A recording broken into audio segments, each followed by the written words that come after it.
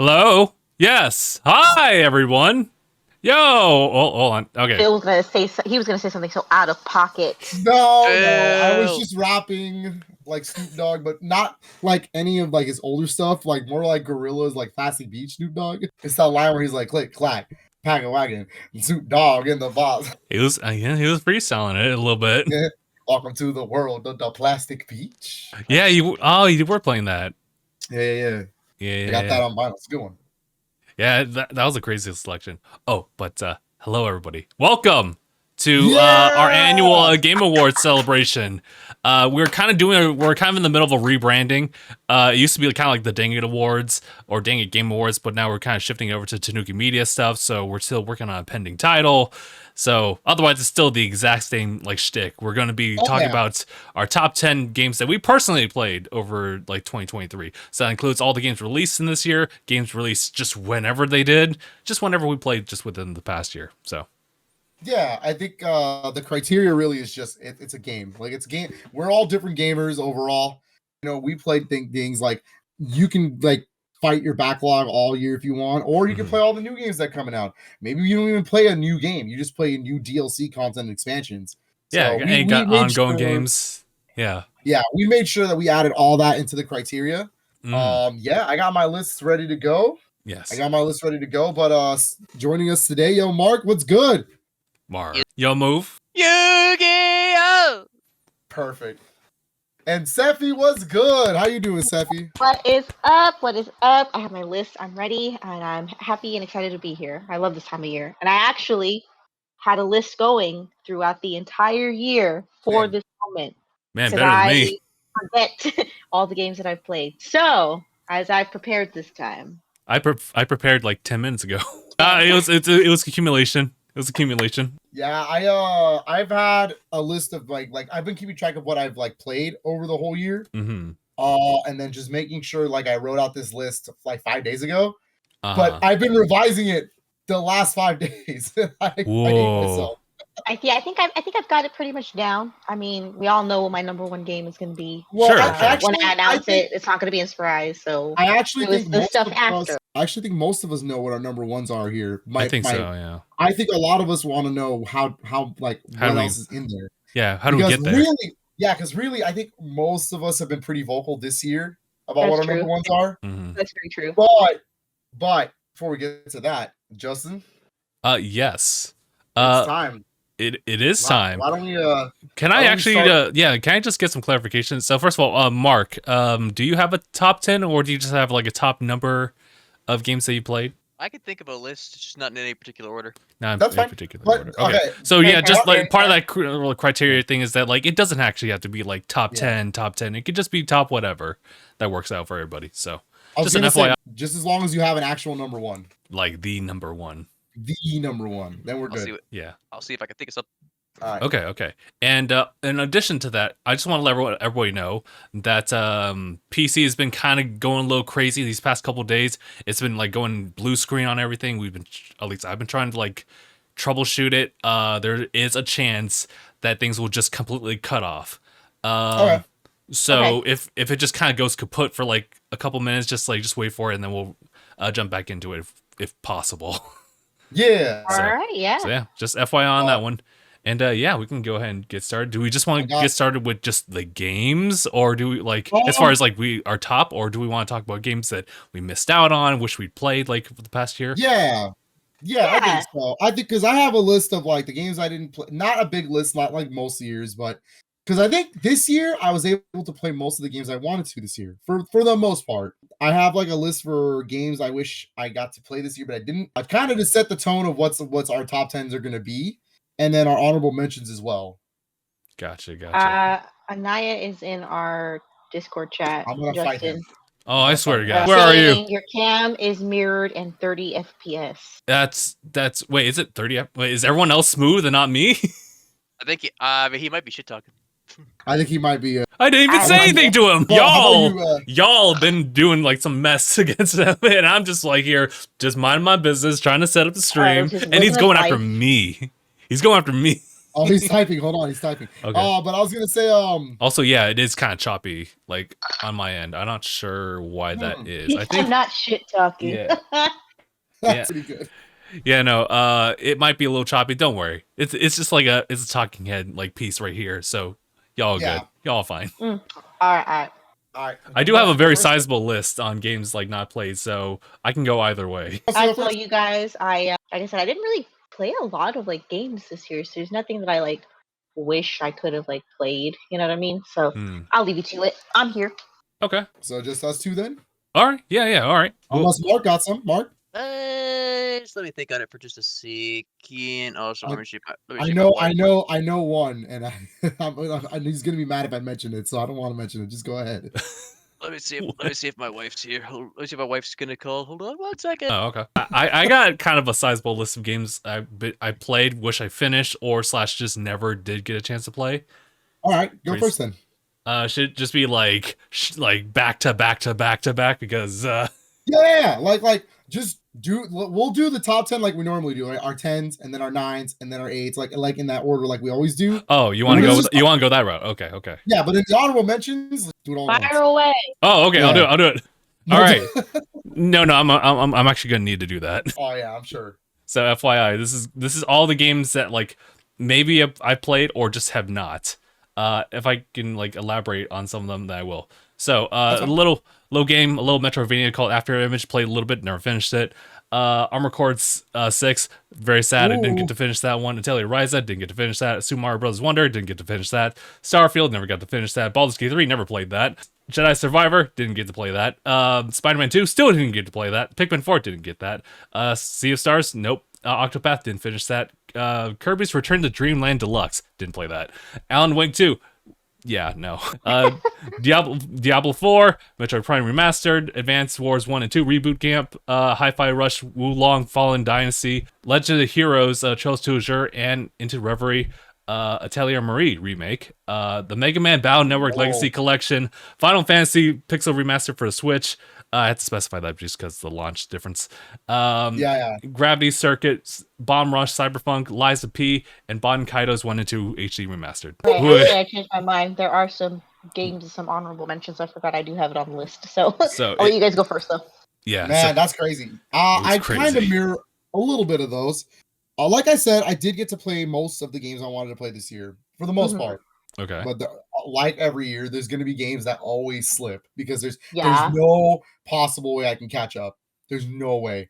Like, for instance, I didn't get to play Horizon Forbidden West Burning Shores this year. Oh yeah. I guess you're counting DLC. Yeah, I wanted to. Yeah, because we're counting DLC. But I was like, I wanted to, but complete edition, I needed to be coming out. It did come out just in a very bad time with everything else coming out, so I just couldn't pick it up. Didn't get to play Mortal Kombat 1. Sucks. It's not even because I don't want to. It's just because like it's another Realm game, and I know that they do Game of the Year editions later. So that's absolutely. I always just wait. That's fair. I feel bad because I didn't get to play Resident Evil 4 remake this year. And I love Resident Evil 4. I love Resident Evil 4, and I didn't get a chance to play it. I didn't get a chance to play it. That game was so good. I'm just gonna say it right now, it was so good. I'm sure it is. I'm sure it's good. We're gonna talk about it later. But Baldur's Gate 3. Baldur's Gate 3.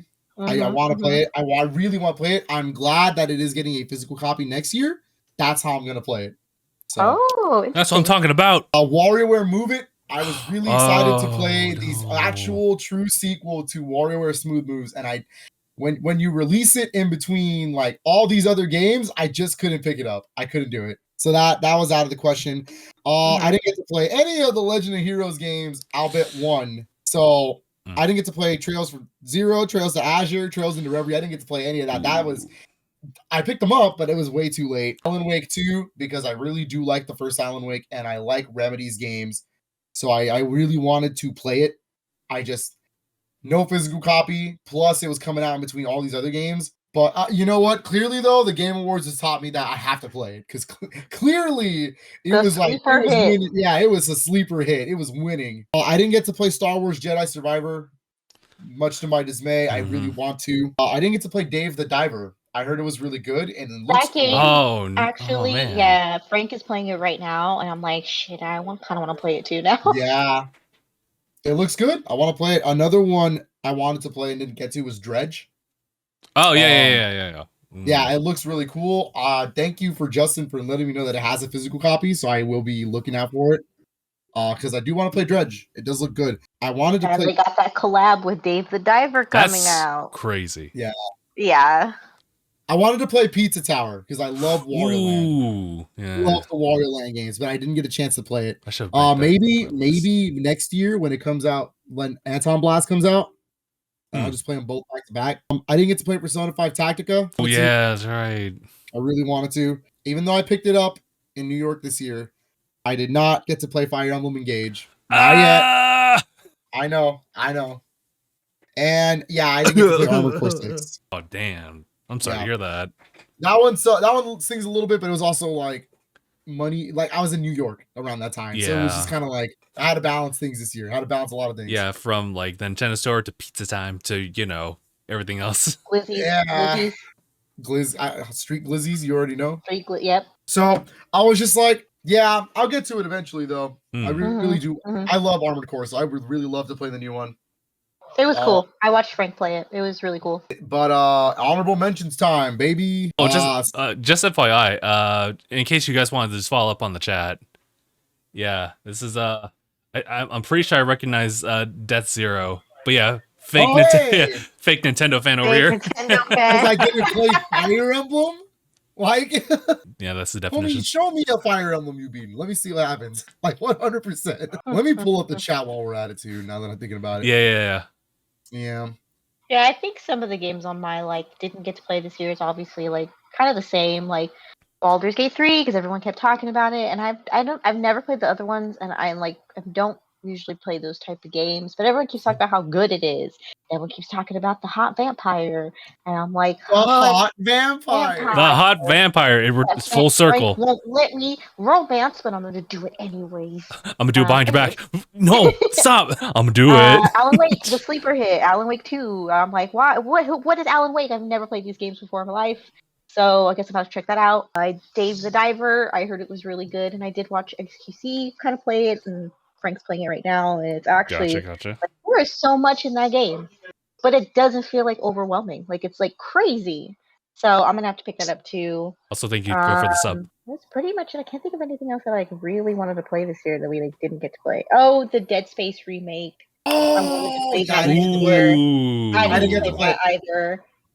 That hurts. Yeah, I didn't get to play. Yeah, it's on Game Pass though. I have no excuse. Is it? Oh damn! Didn't Really? that either. So maybe we'll save that for next year's Halloween, Halloween time. Honorable mentions that didn't make it on my top 10 list.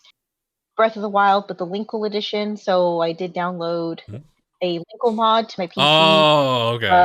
Hey, whoa! The Nintendo ninjas are listening, bro. You can't be doing that.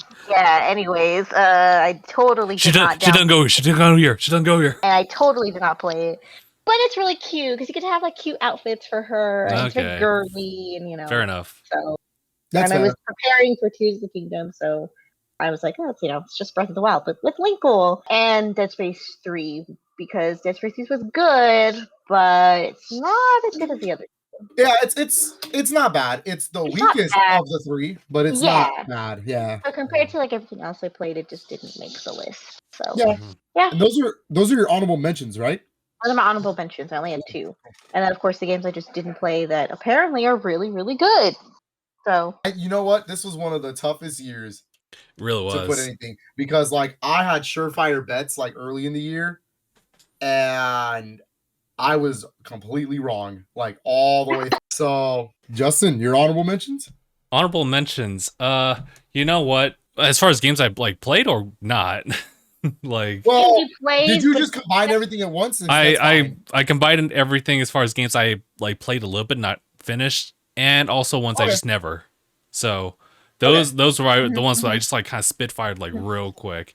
I have a few games that I played that I would put honorable mentions to, and I can just do those all at once. I have, if you remember, Phil, there was a limited run thing for these two games. Oh. Completely unrelated to each other, but they had DLC for one another. It was I think I Kogan's know Sword of what you're Rewind Yep. and Luminous Avenger X, or just Gunvolt Chronicles 2. Yeah, they're fun because like they kind of incorporate. They're pretty much like kind of formulated around like Mega Man like Zero, and you know one's a little bit more of like a little bit more challenging than the other. The other one is also just like a follow up to like a spin-off series, and Yeah. I think they're fun. It's just that like I think if anything, Kogan Star Rewind was probably better story wise. Like Avenger X2 decided to like go off the rails as far as the story and just decided to do its own thing, and it didn't work for the better for it. But it's still fun gameplay otherwise. I was gonna say, are you saying it's mid? I'm saying that. I mean, you said that. I didn't say. I didn't say anything. But you know, maybe like someone else might have said yes. The other one, actually, of my, I guess, where we? Oh yes, honorable mentions. It's probably Kingdom Hearts like final mix, like Kingdom Hearts 1 final mix. That's right. You know what? The gameplay still kind of holds up to a certain extent. It's janky in like, oh, I recognize this type of jank type sense. Yep. It can be unfair sometimes, but I feel like once you like understand a couple things, you're just fine.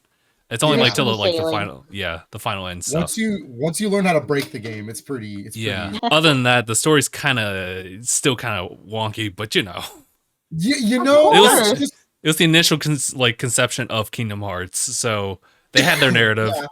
and they obviously changed a lot about it. But you know, and according to my chat, it's the best Kingdom Hearts. Nothing else is better than that. Mm. And I was like, you're wrong, but whatever. Hey, most people would probably say 2. Well, yeah, that's my favorite. Mhm. Yeah, I think my last honorable mention is Sonic Superstars. Hey! Because it does have like a nice bit of tight controls. I obviously only played through like the initial like run of it, and not like the additional story added to it. Phil, you already told me the nightmares. I'd probably still jump into that, but you know, like I'll get to it. yeah, but yeah, it's still like very good, like on the base game side of things. But it's got some weird music choice here and there.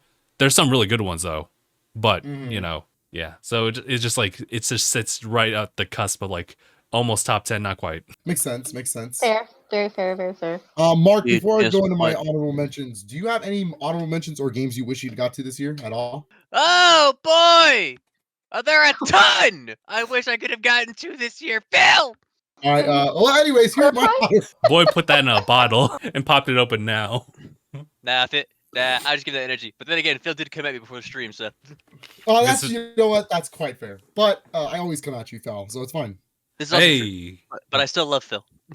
Yeah, that's fair. But no, on the real, do you have anything you wanted to mention before I go into my honorable mentions? I would have loved to have played Final Fantasy 16. That was the one I wanted to bring up. That was the one I wanted to bring up, but I didn't want to be the one to say it. And not only that, it's also like it just came out yesterday. I'll try to get it on Christmas, which is the Frontiers of Pandora. Oh, yeah, that's right. oh, Or Mortal today, Kombat. technically, but Yep, Mortal Kombat 1. yeah, oh, I mentioned that one too. That one magic shooter from EA. What was it called? Aviums of Immortal. oh, Yeah, yeah. that too. I was like, those are all a lot of games I've been wanting to play. Gotcha. Avium's on Game Pass now, so Is it? Of course it is. When mine's expired. yep. Rip. Ah! You love to hear it. Thank you, Mark.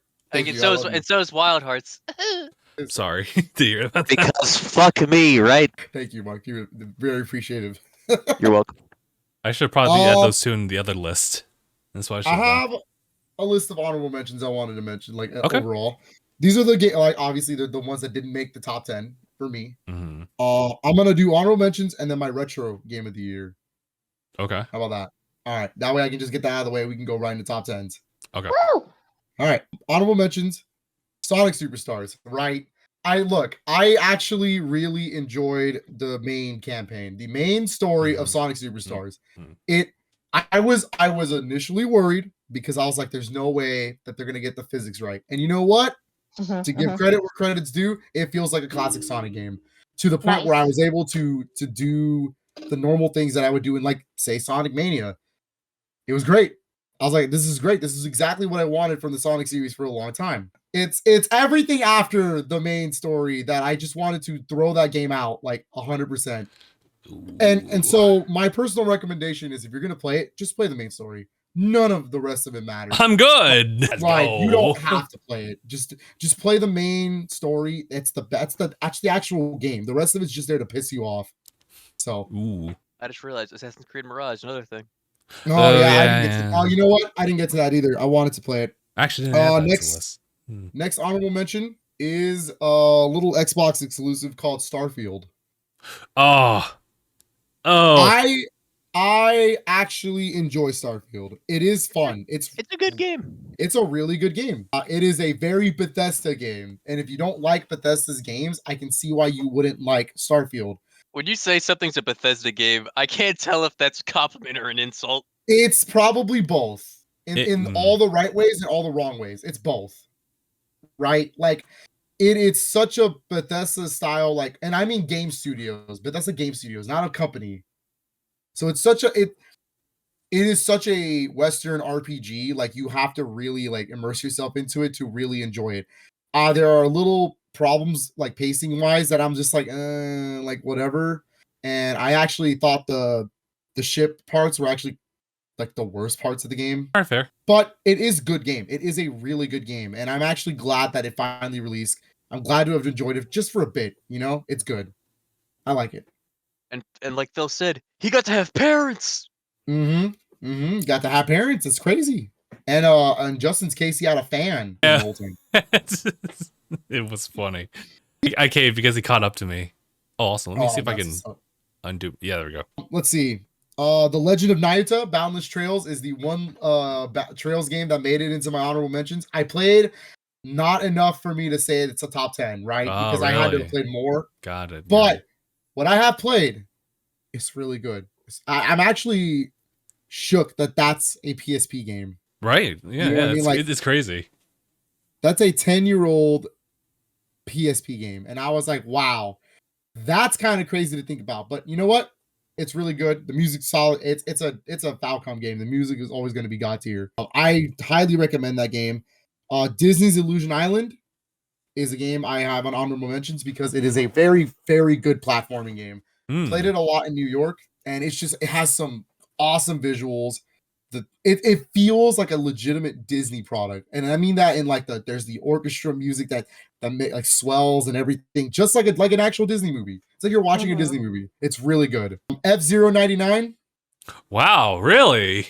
On the honorable mentions, you know what? Look, that game was for me was the monkey's paw, right? I've been wanting an F-Zero for so long. That is not the F-Zero I wanted. But having said that, and actually putting time into it, I get it. It's really good. It is just a rehash of the original F-Zero, but with 99 players on the actual like field. All right. It's pretty engaging, and it actually makes sense in the lore of F-Zero. Like everything actually connects into this, like the universe of it. It's good. It's damn good, really.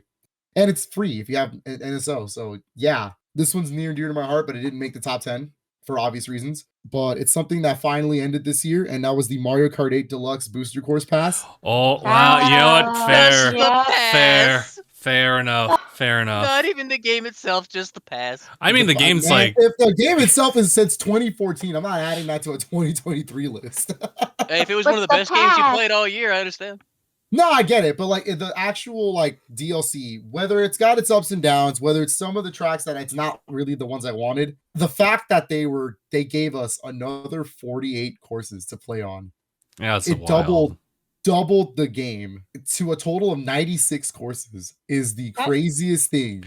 Yo, Mario Kart is the ongoing game. That's the best ongoing game right there. Mario Kart 8 Deluxe has been just that game. It's just been the go-to game. Like we play it at parties. We've been playing it online on the streams. It's just so good. It's never gonna die. Yeah. I don't want it to. It's my favorite Mario Kart game. It's so Bill, good. did that not make your top 10 because I beat you in the ice cream tracks? Not once, but twice. Well, first of all, that's like a low tier track. But second of all, no, because I think my top 10 was really close call. Like there's a lot of things on there. I was like, man, Wait, that if it's came out. Like, if it's a low tier track and you lost on it, does that make you a low tier player? no. How about you come play me, Mark? Let's see what Watch me just be like, I haven't played Mario Kart in years. Watch me just be automatically just Ultra Instinct at it. Okay, slow down, champ. They added Funky Kong, all right? It's time for Funky Mode to return. Oh, Funky yeah. Phil. Sonic Origins Plus, here Oh, finally. yeah, okay. And, you know, for all the problems it has, and there's still some things where I'm like, they should have done that. I think it's just cool to have all of the original Sonic games in one place. And they're the Christian Whitehead ports. So they're the widescreen, 60 frames. Everything looks like clean. Yeah. It's very So nice. that makes me happy. Bayonetta Origins, Cereza and the Lost Demon didn't make my top 10, but I really enjoyed that game. The art style, the story, the crazy twist ending that came out of nowhere. Yeah, I hope Nintendo and Platinum continue that like kind of style and like explore other characters in the universe of Bayonetta. And then my final honorable mention was one I had to add in yesterday because we mentioned it, and I couldn't believe I almost forgot about it. But it's Theater Rhythm Final Bar Line. Oh my god, yes, we were talking about that. Yeah, and I love Theater Rhythm. My 3DS, it's the most played game I have on 3DS, like the curtain call. So when I got the Switch version, I was all in. I was like, yo, I gotta play this. I have to. And I was so addicted to that game for so long. It's just that, man, there were so many other games that came out this year that this barely, I'm talking barely didn't make the 10. Like that is my true honorable mention, was like Theater Rhythm. I love that game. And the fact that it celebrates the music of Final Fantasy throughout its history, they just added 16 as DLC. And I am tempted to just buy all that right now. Not right now, but you know what I mean. Yeah, how much is that actually? I might I actually don't look that know. up. But it's very good. It's very good. And then my retro game of the year. It's not in the top 10. I didn't feel like it qualified for a top 10, but I would be remiss if I didn't talk about it because I know Mark is gonna rag me through the floor for how many years I complained about it. My retro game of the year was the Final Fantasy Pixel Remasters 1 to 6. All right, fair enough, fair enough. For modern platforms. This son of a bitch. I really enjoy those, especially with having Nobuo Uematsu having to oversee the soundtrack done all orchestrated on an 8-bit and 16-bit games. It's so good. The visuals are good.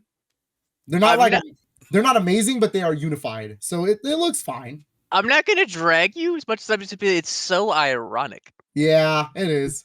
I've been bitching about getting those on consoles for years, and it finally happened, and it didn't make the top 10. It doesn't make top 10, so Well, it was close. It's actually something I revised out of the top 10, but yes. It's like so ironic. Yeah, it's ironic, but I really do love that collection. I am so happy to have that in my collection in general, especially to have a physical copy that has all those games on modern platforms. Just something to like. I have it on Switch, obviously, so like just something where I can just put my headphones on and just play some Final Fantasy, like OG ones. Yeah, I'm happy. I'm very happy about it. Especially 4. 4 is my favorite Final Fantasy game of all time. So yeah, man. and yeah, that's it. Now I'm ready for my top 10 if you are. I guess so. Yeah, is everyone good? I'm ready. Yes. Let's do it. All right. We'll do it in the same thing that we always do every year. We'll do our 10s in a circle, and then we'll go the 9s, and then we'll just keep going till we're 1s. Until we all hit our number 1s, respectively. So, I guess I'll go first. So, first and foremost, I apologize, and I figured out what you were meaning by like what you saw, and I was like, oh, okay. I flipped over the screen because when you do Discord, they always flip your personal screen if you're the caller, if you're the host, and that frame rate's like choppy. So fix that. Thank you, Aniyah. Well, Aniyah, are you in the stream chat right now? Because I'm gonna call out your game of the year right now, real quick. It's Liza P, isn't it? I'm pretty like he's promoted that for Tanuki, but like that's not a joke. It's not a joke. Sure it's between 2 games, and I'm pretty sure it's Liza P. Yeah, he said yes. And I didn't even beat it. Oh, come on, Aniyah. I get it, Aniyah. You're really busy. I got you. I feel that. So my this was kind of tough because some of these games like really kind of get close to each other, but this one kind of sat like pretty clean to like my number 10 seating. It's called Skull, the Hero Slayer. Oh, yo! Skull the Hero Slayer is a kind of, you guys have played Hades. Like we talked about Hades in a previous like Game of the Year like award thing. It's a roguelike, but it's on the 2D plane like only. So it's pretty much platforming. You play as like the Skull Kid, not to be confused with Majora's Mask, but you're playing a Skull Kid who's relatively weak, right? And you just bash on like mob enemies, and you get a little bit stronger by swapping like the skull heads of those enemies or whatever you pick up. And so it's about managing like the different, similar to like the god like abilities in Hades, two different like head abilities like at the same time, where you're able to use different magics or focus on like physical stuff. It was actually well thought out, actually. The only thing I would say about this, in the sense that why it's number 10, is the fact that roguelikes have that element of like, you have to go back from the very beginning. You have to run through the course every single time. And I did that a fair number of times until I got like good. And I did some of the permanent upgrades at a certain point. So I was able to see it through to like its actual like end. And it took me a while though. So that's the only like caveat. Otherwise, it's a great game. 100% would recommend it too. Okay, all right. Oh yeah, starting strong. You know, I played that game on Game Pass. It is really good. But yeah, Marc? I think, yeah, okay, we can go that. Yeah, we'll go that direction. Ooh, me. Pick me. It's me. Your number 10. Number 10. For this year, I'll probably give it to Pokemon Sun. Pokemon Sun. You played? Let's Pokemon go. Okay. Yeah, mainly because I didn't have much to do because with not much money and not much my Game Pass having expired due to some stuff. So I was going back You had playing to some switch old it up. games I never got the chance to play through. So I Backlog. played. It's like, yeah, because there are some Pokemon games that since I didn't have a 3DS, I didn't have a chance to play. Makes So I sense. went and I played through Sun, and I really enjoyed it.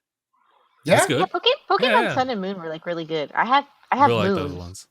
I Yeah, mean, same. I love to shit on like Ultra Sun, Ultra Moon, Sun and Moon. It's just my problem is they're not bad games. They're just I don't know. Like I feel like they're a little Ultra was a little unnecessary, but it's not bad. But I really got a lot of time out of Sun and Moon. I played a Yeah. lot of those. Oh wow. You know, I Oh, think. yeah, like Oh, sorry. Go ahead.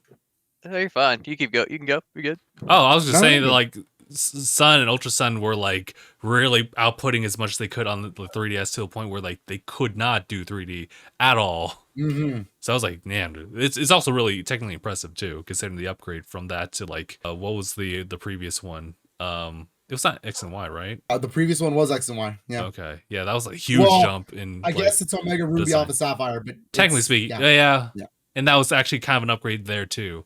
So Yeah. Sun and Moon like had full scale models to them, so very impressive. Big Kahuna battle theme is the goated like theme song in that game. All right, yeah. I'm just gonna say it right now. Yeah.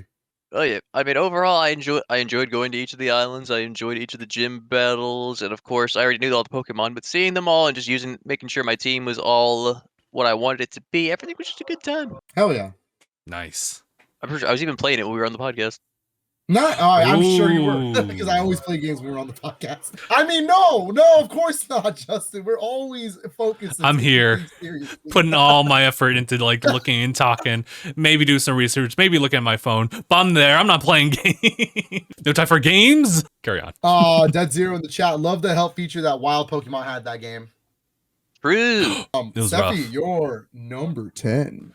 Number 10. Number 10. Number 10 for me was Disney Dreamlight Valley. I knew it was gonna show up somewhere, but I'm I- shocked that that's as low as it is. Well, it's just because all the other games that I like played or partially played with the help of Frank were like more like exciting games, I guess you could say. Okay. But I had to put this on the list because I love like farming sims. Like I've gotten so many hours out of Stardew Valley. I've gotten so many hours out of Animal Crossing. I love games like this, and I love Disney. Like I love Disney. I love going to Disneyland. Like Disneyland's the best. Like okay, so put those two together, it's a pretty good game. It's fun. The controls were a little janky at the beginning, and it was in early access, so there were a lot of bugs at the beginning. But they just updated with their new DLC, and like they have this huge update where they kind of like revamped everything, and it is finally out of early access. Okay. But yeah, I am a total like farm girl, like game farm girl. So like all these like little farming games that are coming out, you know, I'm like, this looks kind of fun, you know, like I want to try it. But no, I think it's fun. I love, you know, all the little Disney characters, and you know, the game is actually like the writing is like pretty good, you know, like they do feel like real characters. A little repetitive, but you know, it's Disney. What do you expect? Yeah. And you get to have little companions with you. You get to farm. You get to like craft things, make your house. You do quests for people, so you get to like level up your friendship and do quests and stuff. So overall, I really like it. It's a really calm, relaxing game. I could just come home and just play Disney Dreamlight Valley for a few hours and kind of just zone out. So yeah, Oh yeah. I very much enjoy it. Sephie. I will say though, if anybody is listening to this and they decide to play it, play the PC version, not the Switch version, because I've heard the Switch version has like so many problems with it. So PC. All right. Okay. There you have it. There you go. Sephie, did you Yep. see Harvest Moon 64 came out yesterday? I did. I've never played the Harvest Moon game, so I'm actually like pretty excited. I know it's like the OG, like Yeah. that's the blueprint, so I have to try it out. So now that I know it's on there. Harvest Moon 64 is the best one. So that literally is like the goated Harvest Moon. So I highly recommend that one. I was literally learning how to play it today. It took me 45 minutes of how to play like in game, and I was like, it's a farming game. Got it. Yeah. Okay. So yeah, I saw that and I was like, oh man, like I have to play it. It's like the OG, like that's the blueprint for all these other like farming games that have come out, The original Harvest Moon is on Super Nintendo, the app, but I think from what I heard, 64 is the goated one. It's the goated one. Yeah, so that'll be one I'll have to check out. All right. It is my turn, right? Number 10? Number 10. Number 10. Number 10. My number 10 is actually a game that I had to swap out with Final Fantasy's Pixel Remasters because it was my number 10. And I was thinking about what was going to be my retro game of the year. But when I really thought about this game and what it did this year to this specific game and all the hard work and all the things that they did to this specific like port and remaster, I was like, you know what? There's no way it could be a retro game of the year. This is literally one of my favorite games this year because the moment it came out, I was addicted to it all over again. Like, I never played it originally, but like I was just addicted to it. As soon as it started, I was just like, oh man, dude, Night Dive does the craziest remasters ever. The fact that they were able to get this game is the most insane thing in the world, and that is Quake 2. Oh, Quake 2. Of course. It was, it was goated. You already knew it was going to be somewhere on here, but it was going to be my retro game of the year. But when I really sat down and thought about it, with how much like lighting effects they put in that game, with how smooth it plays on no matter what console, the Xbox version has 8 players split screen.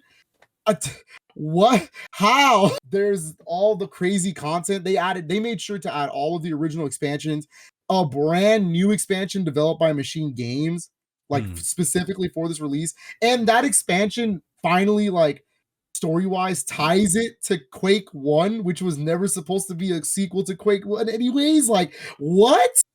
Like, they did so much on top of adding Quake 64 in HD. To even going as far as to adding a random port and having to play like the E3 demos of 1990, I think it was 1998, like being able to play those demos in HD as well. Like they went above and beyond with that remaster. And like, that is like the standard I'm not even mentioning the multiplayer, right?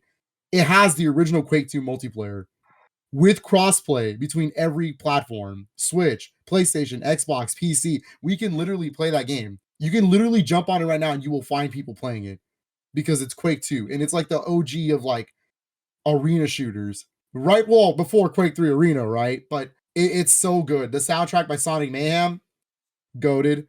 The level designs are crazy. This is where id Software started to really be like, the levels are not just levels anymore. They're a little bit more open, a little bit more Metroidvania-ish. So Quake 2 remaster. I wish I had the physical copy on me, but it's not shipped out yet. Limited run. I'm waiting. Quake 2, dude. It's been one of my favorite games to play this year. I loved it. I loved it so much. I guess it's time for like number 9. Number 9? Number 9. Yeah, I'm taking number 9. Number 9. Okay. I look at my list. I had someone recently give me that same shit again because I have been told this throughout my life that I had the voice of a YouTuber. Nice. And they said, you sound like you'd be doing like top 10 lists. I was like, of fucking course I do.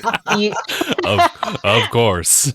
I can, yeah. I mean, I wouldn't be surprised if I heard a top 10 and I was like, hey, that's Marc. Today on Watch Mojo's Top 10. Hey, hey, you should actually apply. Oh no! Oh no. Listen, you might end up in an interview with like Tom Holland where like, hey, you're the Watch Mojo girl, aren't you? You do the line like, here's your top 10. And he's like, Oh my god. The top 10 times Spider-Man did a flip. Did a flip. Okay. Number 9. Justin, you're number 9, please. Yes.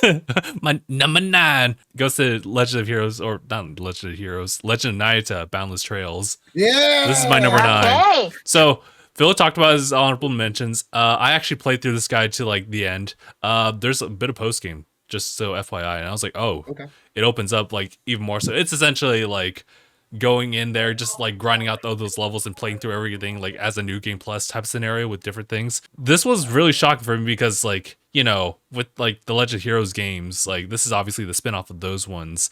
I knew it was going to take me forever to get through them. But then when I found out that like this one was actually kind of a spin-off and it just could be like its own like self-service type of game, I jumped in on that and it took me a little bit. I think I got it around like 40 hours or something like that. But I was just taking my time on that one. It's really good as like kind of like an action RPG video game. So you obviously follow the story of one Nayuta under like certain circumstances.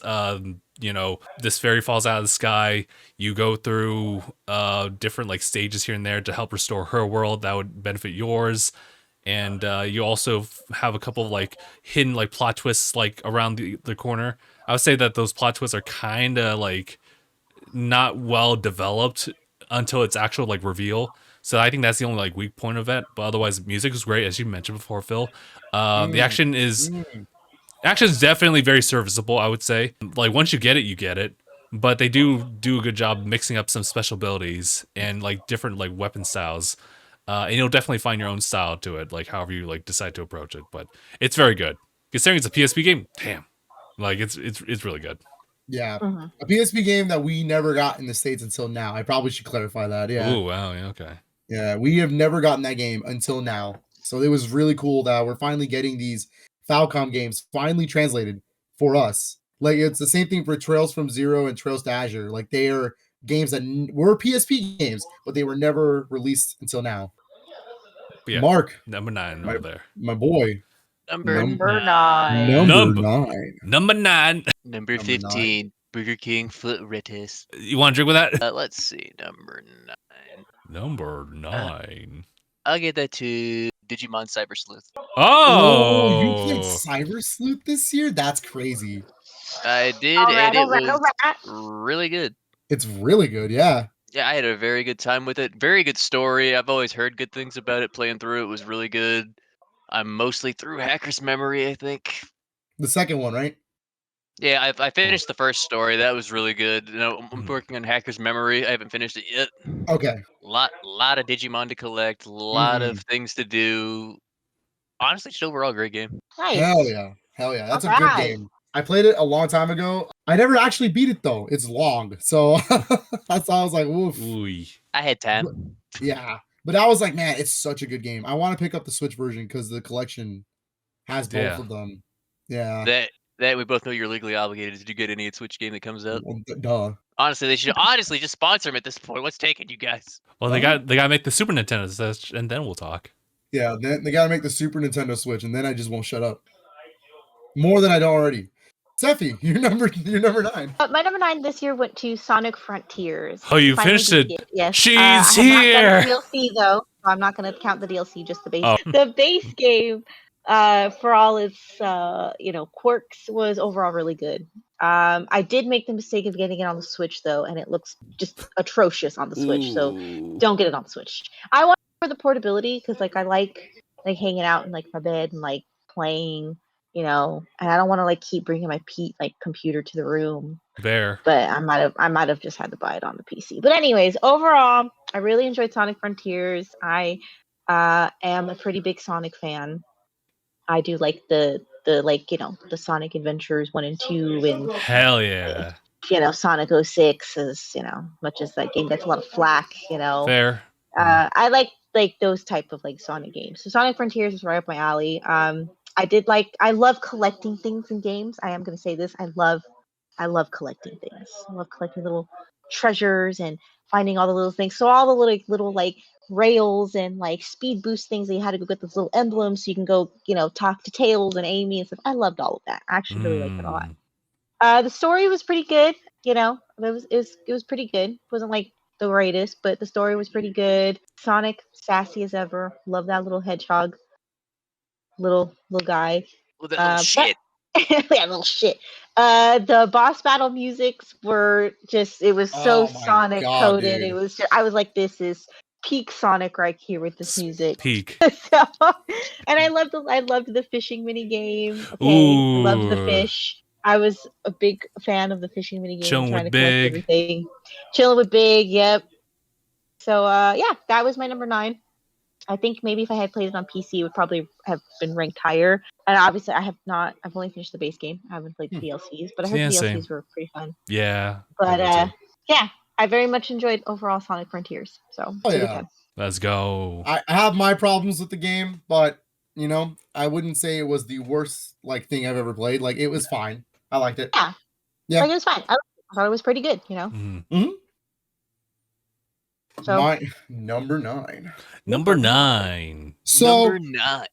My number 9 is fun. There's no physical copy for it. Fun. But my number 9 is, so everyone keeps saying that Starfield was the big Xbox game this year, and that's not true, because I know where this is going. absolute goated Xbox game. As a matter of fact, I look at this game and I will tell you right now that this, in my opinion, is the killer app for the Xbox. I think for Series X, this is 100% the best game on the Series X to date right now. Exclusively, right? Like first party. I'm not messing around. This is an actual first party exclusive, and I'm really, really excited to talk about it because I loved every minute of it. And that, my friends, is Hi-Fi Rush. Okay, fair enough. Okay. Oh, that could also, you're right, that could go on my list. Yep. Hi-Fi Rush was everything I wanted from an exclusive title. It's an action game. It's a rhythm game. It's got the visuals. It's got all the crazy charm to it. For me, that's my kind of game. I was like, no way that Tango Gameworks of all developers dropped that, because I only knew them for The Evil Within. Mind you, The Evil Within 1 is whatever, but the 2 is really good. Ghostwire has actually been kind of fun. I've been playing it this year. I just didn't want to include it in anything. But Hi-Fi Rush, holy crap. I didn't think Xbox was capable of pulling a game out like that, especially out of thin air. That game just dropped in January. That game just literally just came out of nowhere. Game Pass, here you go, day one, just play it. I know, they did a Nintendo. They pulled a Nintendo, and you know what? It worked, because that game is fantastic. The minute you get to the first boss and 9 Inch Nails starts blasting out of your speaker, and I was like, hold on a minute. Hold on a minute. Hey, Hold on there. Isn't it 1,000? Is that the one that by 9 Inch Nails? Yeah, it has a licensed soundtrack, but man, it's just so good. It's just so fun and creative, and it's like a rhythm action game. You would never have thought that would come out of Tango Gameworks, but you know what? It is, in my opinion, the best Series X game to date, and it's the killer app for the console. I think Ratchet and Clank Rift Apart is the killer app for PS5. This is the killer app for your Series X. Finally, it took them a long time, but I really enjoy that game, and that's a reason for me to own my Series X. That's crazy. I'm glad that it justifies my purchase. Yeah, honestly, I kind of have to echo the same way, because of course there's now first party showing up on Xbox, but Hi-Fi Rush is one of those that I don't even know, that game's super polished. It's very good, very good. We talk about Nintendo polish, bro. That Hi-Fi Rush has the Nintendo level polish to a T. Yeah, it's crazy. And I feel so bad because I was testing it out on my handheld just to see if it works. And it does work. I just had to tweak it a little bit. But otherwise, if I wasn't playing on that, would totally play on Xbox, because it just works. It's just good. But alrighty. I guess we're now to number 8. Number 8. Number 8. Number 8. I'm glad I was able to take some time for this one, because it was one of those games where for me, it's hard to really go through games like this past year, given like the Mhm. shorter times of like streaming hours I do and dedicate to certain games. But this is one of those I did definitely like dedicate for the past week, and I was like, I guess for lack of better words, I was like awestruck by that I had to add it to the list. It's Super Mario RPG, baby. Super Mario RPG. This game, Super Mario. when you look at the DNA of this guy from like the SNES like era, it is not even night and day. This is like night and like several days like later on. Yep.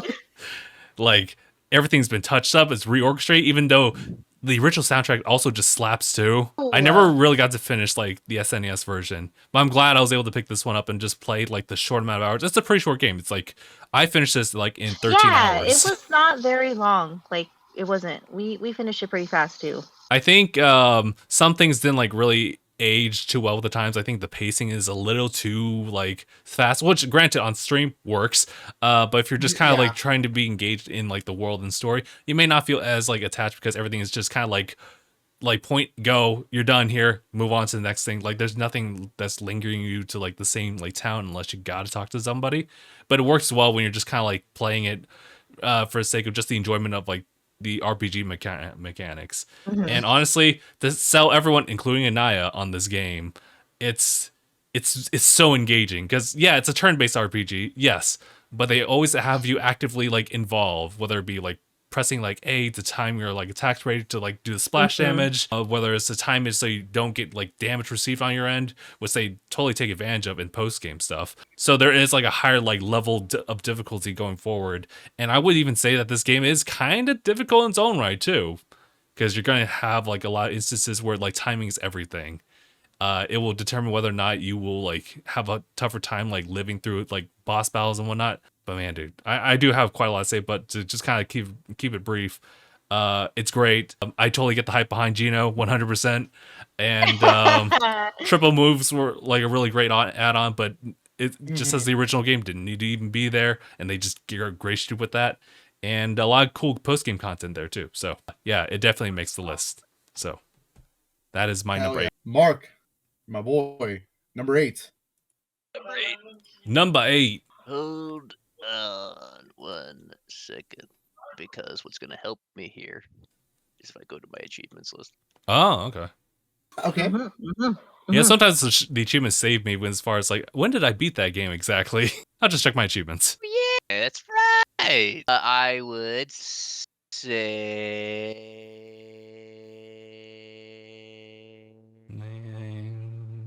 Oh yeah, Crisis Core. Are we talking about banger. like the new one? Yeah, Reunion, Yeah, right? Crisis Core Reunion. Okay. Because That's a banger.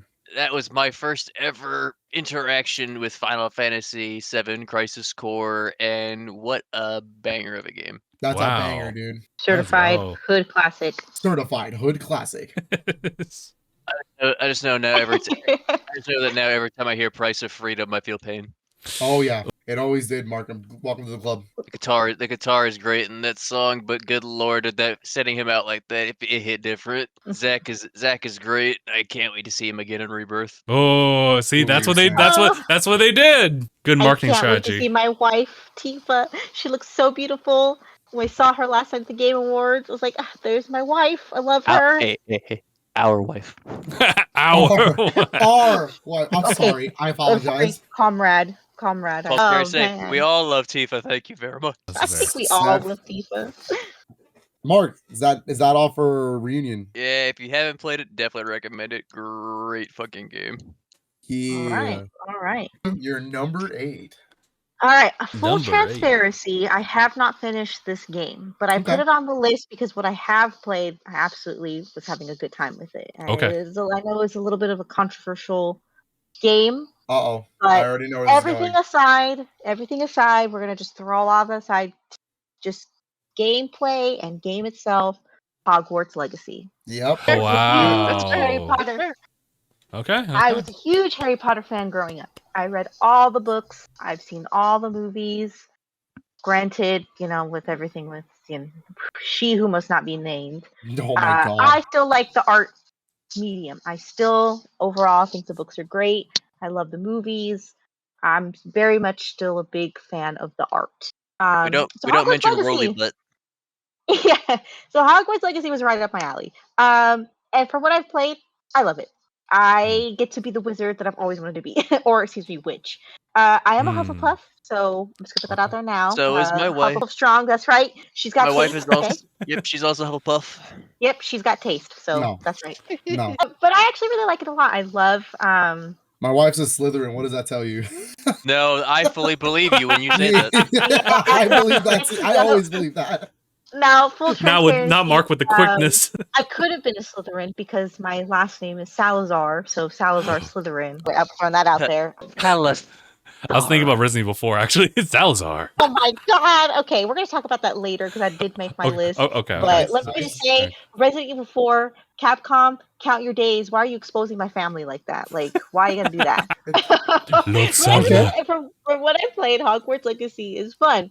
I like that you get to go to Hogsmeade. I'm like, oh my god, I get to go to Hogsmeade. I get to have my wizard clothes, and I do little quests for the students. And you get to choose how nice you are to them. Like, there's one quest where you have to go find these little balls that this girl, she made a game and she lost them. You go find them, and then she's like, oh, can I have them back? And then you have the choice of giving them back or being like, nope, they're mine now. It's crazy. It's you could choose to be mean or nice, My balls now. Yeah, and then you punch her. Jesus Christ. These little little My goodness, puzzles Phil. you could do with out, and then I got to the point where there's more to explore of outside the castle, and you get to go collect ingredients so you can make potions, and it's yeah, there's only set spells that you can use for combat and stuff, but it's you know what?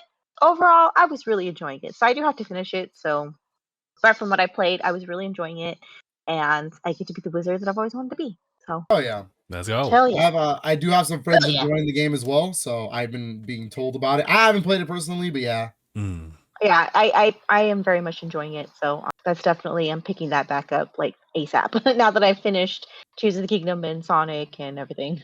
Gotcha. All right. All right, Phil? Number 8. Number 8. I do finally have a physical copy for it. So I'm also in the same boat, Seth, that it is a game I have not finished, but I feel like I am qualified to talk about it. It's a game. It's the biggest game that Katrina and I are playing together this year, and I think Nice. I love this series. I've always been a fan of the series, and then getting Katrina into the series, she was just like, "Oh, we gotta play it." And the fact that this is the craziest jump for the series, the absolute biggest jump of all time. This is the best game in the series. No bar, no contest at all. And it's for a little known series. I don't know if you guys have ever heard of it, but it's called Pikmin 4. I knew. Why did I feel like I knew it was gonna be Pikmin? Pikmin, duh. I don't know why. I was like, watch, it's gonna be Pikmin or some shit. I was like, It's holy gonna shit, be I was right. it's Pikmin, yeah, it's Pikmin 4. Dude, Pikmin is a goated series. Every time it comes out, well, despite hate Pikmin, every time it comes out, they're always so good. They're always one of the best games on the platform that it comes out on. This is true. And the amount of changes they did to this, they made it a third-person action game now instead of it being a top-down game. You're able to actually have full control of the camera, which is crazy for this game, because now it feels like you're actually on the floor. It feels like you're looking up and you're going, "Oh crap, yo, the grass is tall." Oh damn it, that grass big. Yeah, it also adds a lot of verticality to the levels, because now it's not just top down. You're actually having to figure out, how am I supposed to get that item up there? That's weird. Hey yo, bro, this grounded grass.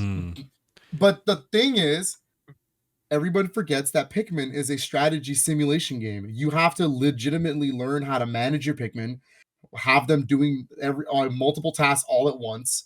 Make sure you're make sure you know what everyone's doing, and viewing where they are, making sure they don't get caught up by enemies. All this while adding Ochi, the good boy Ochi. Good boy Ochi. Good boy Ochi. He's the greatest boy. He helps you no matter what. I just heard bitch boy OG. I was like, whoa! Hey, yo! He's best boy. That's what my ears heard. I was like, Justin. Look at him. He's best boy. I know. I think he's adorable. That's why I was so confused. I was like, Justin.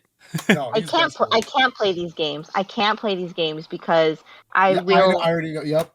Every time I lose a Pikmin, every time I was watching the streamer Vine Sauce, Vinny. He was playing Pikmin 4, and it was like at night, and he left a Pikmin behind, and I was like, no! It was so traumatizing, and it's like so detailed. So Look mean at. too. Yeah, they make you feel bad. Like they They sit make there, you they're feel like, so. you They left make you feel a so comrade bad. behind. Yeah, How they dare make you feel you? so bad, and I'm like, I can't do it. I can't. That's actually been a thing, Sephie, since the original game. Like I they make can't you do it. feel terrible. I And will. yeah, Katrina's the same way too. She will literally like pass me the controller real fast and be like, I can't do it. He's gonna die. I can't. I can't. I will literally. I'll lose it every time. Like I can't do it. But yes, Pikmin 4, it's still one of the best Pikmin strategy 4. games ever. And I highly recommend this game. I want to say right now, I highly recommend the whole series now that it's all on Switch. Every Yeah. single one of them, 1 to 4, they're all here. And play them all. They're all good in their own regards. It's crazy. Yeah, they're all there. Everyone's here. Everyone's here. But Yeah, I love Pikmin 4. It's so good. All right, Justin, number 7. number 7. Okay. So I'm a fan of the series, right? And, it came out earlier this year. I was able to do a stream on this one, play as long as I needed to. And, it was a pretty sizable, campaign. I have no way to really build it up. It's Fire Emblem Engage, everybody. Yeah, I knew Yeah. Engage was going to show up on this list somewhere. So, yes, this game kind of gets a bit of flack, right? Because it's essentially kind of like an anniversary / compilation game. The reason for that is because of the whole story revolves around several different rings that have the powers to summon entities from the previous Fire Emblem games. So it's just kind of like you see Marc, you see Ike, you see Lucina, you see Lynn, of course, and then recently Byleth, who got added to the roster. But the crazy thing is that they are integral to this plot, but it's a whole story kind of revolving around them and just a central kingdom. It's not the most well developed story here and there, but it's serviceable where you have these or one or two protagonists, and they're just trying to work their way around the entire world and find their placement there, because it's one of those where the character has amnesia. And, they're just trying to form the bonds that they currently have with other characters. And you know how Fire Emblem is. You recruit more and more characters. You have options to have it be a relatively easy campaign, or have people have permadeath, quote unquote. I think it's a little easier on you where they don't just get gone. They're just kind of they retired, and they're just with you for the rest of the story. You just can't use them. Okay. The game is easy enough where it will let you just have different characters running similar classes. So if you lose one, there's always someone right behind, and you really do find connections with these characters, because I think out of all the games thus far, I think this is actually the best the characters have ever looked, how the environments have ever looked.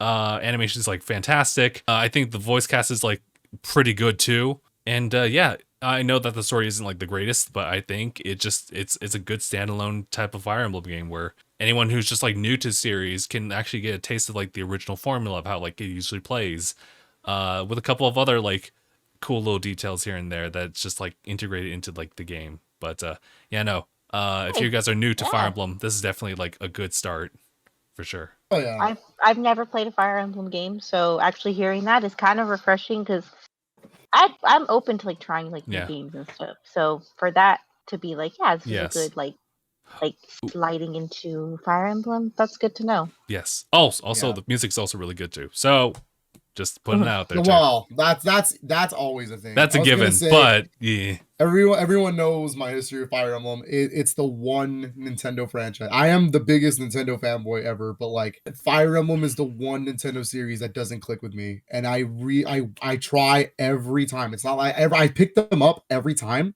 I'll start them. I'm like, yeah, this is good, and I just drop it every time. Yeah, this is good. Yeah. And so I'm really waiting for the day that one of them finally just gets me. And Engage, I haven't tried yet, so it's sitting on my shelf. I picked it up at the Nintendo store in New York. I guess we'll find out soon. We'll find out. Marc, number 7. Number 7. Number 7. Let's think. Number 7. Let's see. Super Mario Brothers 2, Game of the Year. Soap, baby. I'm gonna say in just a second. because I'm just trying to see like what did I do this year. Did you say Kirby? Hell, Kirby. Nightmare in Dreamland. gotta find that there Kirby. Get me a monster, but not there, Kirby. On Sergeant. the double. Sergeant Johnson. No, that's how King Dedede talks in the anime. Oh my god, you could actually like overlay that. That's I literally will- how he talks. He's just like, that there pink punk ball, Kirby. Kirby. I think I will say The suspense is Guilty killing Gear. me. Guilty Gear Strive. That's a good game. That's bullshit blazing. Yeah, my heart is blazing. Hey, you know what? That is like that game. The smell of the game. You know, it's I was gonna funny, say, does did that- just come out this year, huh, for Xbox? Yep, and bro, the artist who Mhm. does that was like one of the top people on my Spotify this year. Nice. Ah, nice. Yeah, the game in general, great. Its arc system works, and let's just face it, any fighting game they usually make is almost always a banger. Yeah, basically. Yeah. If it's honestly, that's all you really need to say is arc system worked on it. Any fighting game by them is usually just fucking fire, Mhm. and great characters, great fucking music. Mm-hmm. Mark, who do you Mhm. mean? Who do I met? That's a good question, actually. If you know my archetype, you know who I mean. So I haven't played enough fighting games with you to know your archetype. I mean, you know, Okay, that makes sense. look at she's like the coolest character designer, right? She's a witch. She's got a guitar. I'm like, this is it. Like, That's me. You see, because immediately when I see your waifu from fucking King of Fighters 15, I would immediately think it's our girl with the wolf. you know what? I did try her out too. She's really good too. But you mean my waifu in all of King of Fighters, Vanessa? Yeah, that's fair. That's fair. Big Vanessa stand here. And I mean, Soul's girl is pretty bad when she takes off the pumpkin. So wait a minute, slow down. I know exactly what you're referring to, and this is not that kind. We're not here for the. What? You're not here for the. No, wait, stop. Yeah. Stop. Stop. What has he done? Teeth is on He's what? unleashed- I have simply brought culture. Oh yeah. I'm the one who said like, "What the fuck is this?" When I found out there's a Tifa statue in a Jacko pose, I was like, "When was this a thing? Oh my god. And Uh, when can I get probably- one?" No, stop. You need to be Anyway, stopped. it's a Stop. menace. Stop it now. He's being a menace. Sephie, quick, you're number 7. Quickly. Number 7. Atomic Heart. Oh. This game was Really, Atomic that Heart shit for you? insane. It That's was so wild. fun. It was like actually like so good. Obviously I made Frank play most of it because I don't do shooty games and things like that. But it She was doesn't like do the kind of like Bangbangs. I don't do Call of Duty Shoot 'em Man, so Shoot a man. Call of Duty, shoot, man. Call of Duty Shoot 'em Man. It was batshit insane, but like in a good way. Like Truly. Okay. it was crazy. It was like Oh, crazy it's to beat up all these fucking like nuts. yeah, exactly. It was fucking nuts. Like but it was like in a good way, like fucking crazy. The story was pretty interesting. Your little like companion guy, like he was pretty good for the most part. The main character was pretty good. I don't know. It was just this like crazy, like insane game. Like the gameplay was pretty cool. Like the story was pretty cool. I just enjoyed it overall. It was just like one of these games where I was like, holy crap, this is cool, Oh yeah. Yeah. The sexualized robot ballerinas. Yeah, the mommy Yikes. robot ballerina. The mommy You robot ballerina. call God. them the mommy robot ballerinas. They also kind of confirmed in game, yeah, people did with those exactly what you think they would. Yep. Yeah. Yep. My poor Tereshkova. Tereshkova. Oh my god. Yeah. It was a pretty insane game, but in a good way. So Also, it the definitely old made lady. my top 10. Yes.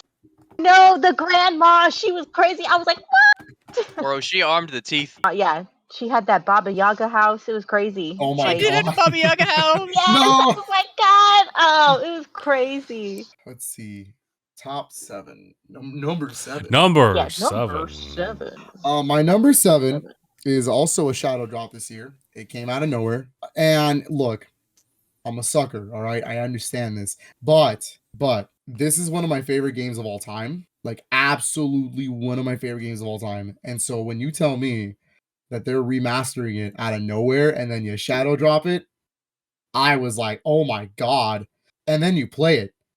And I don't know if I can go back to the original. It's that good. Oh, you told me this. I remember what it is. Yeah, and it's really crazy to think like this is a real should not be called remastered, by the way. This is a full-blown remake and it's kind of like downplaying the fact that it's a remake, because calling it remastered is so like, what the hell? Like, no, this is a full-blown remake, homie. Like, all the textures have been improved, the gameplay got improved, having the dual analog support. Yeah, no, my number 7 is always my favorite GameCube game of all time, Metroid Prime. Let's Remastered. go! Remastered! I played some of that in a Target not too long ago.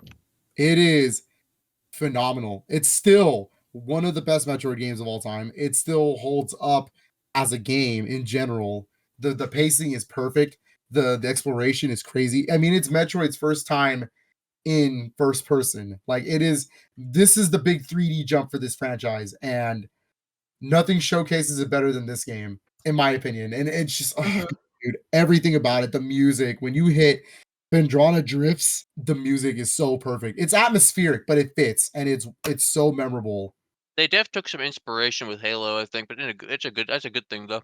So. Yeah, it's a very good thing. And ex acclaimed developers worked on this game.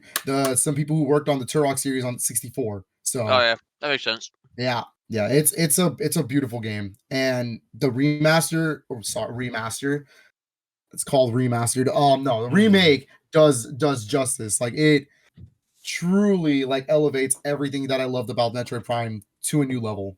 It's really good, and playing it, and it's polished, dude. It is that Nintendo polish that you expect. 60 frames per second, 1080p at full dock, like 720p on the screen. It's perfect. It's perfect. There's literally nothing wrong with this remake. This is a total replacement for the original. Nice.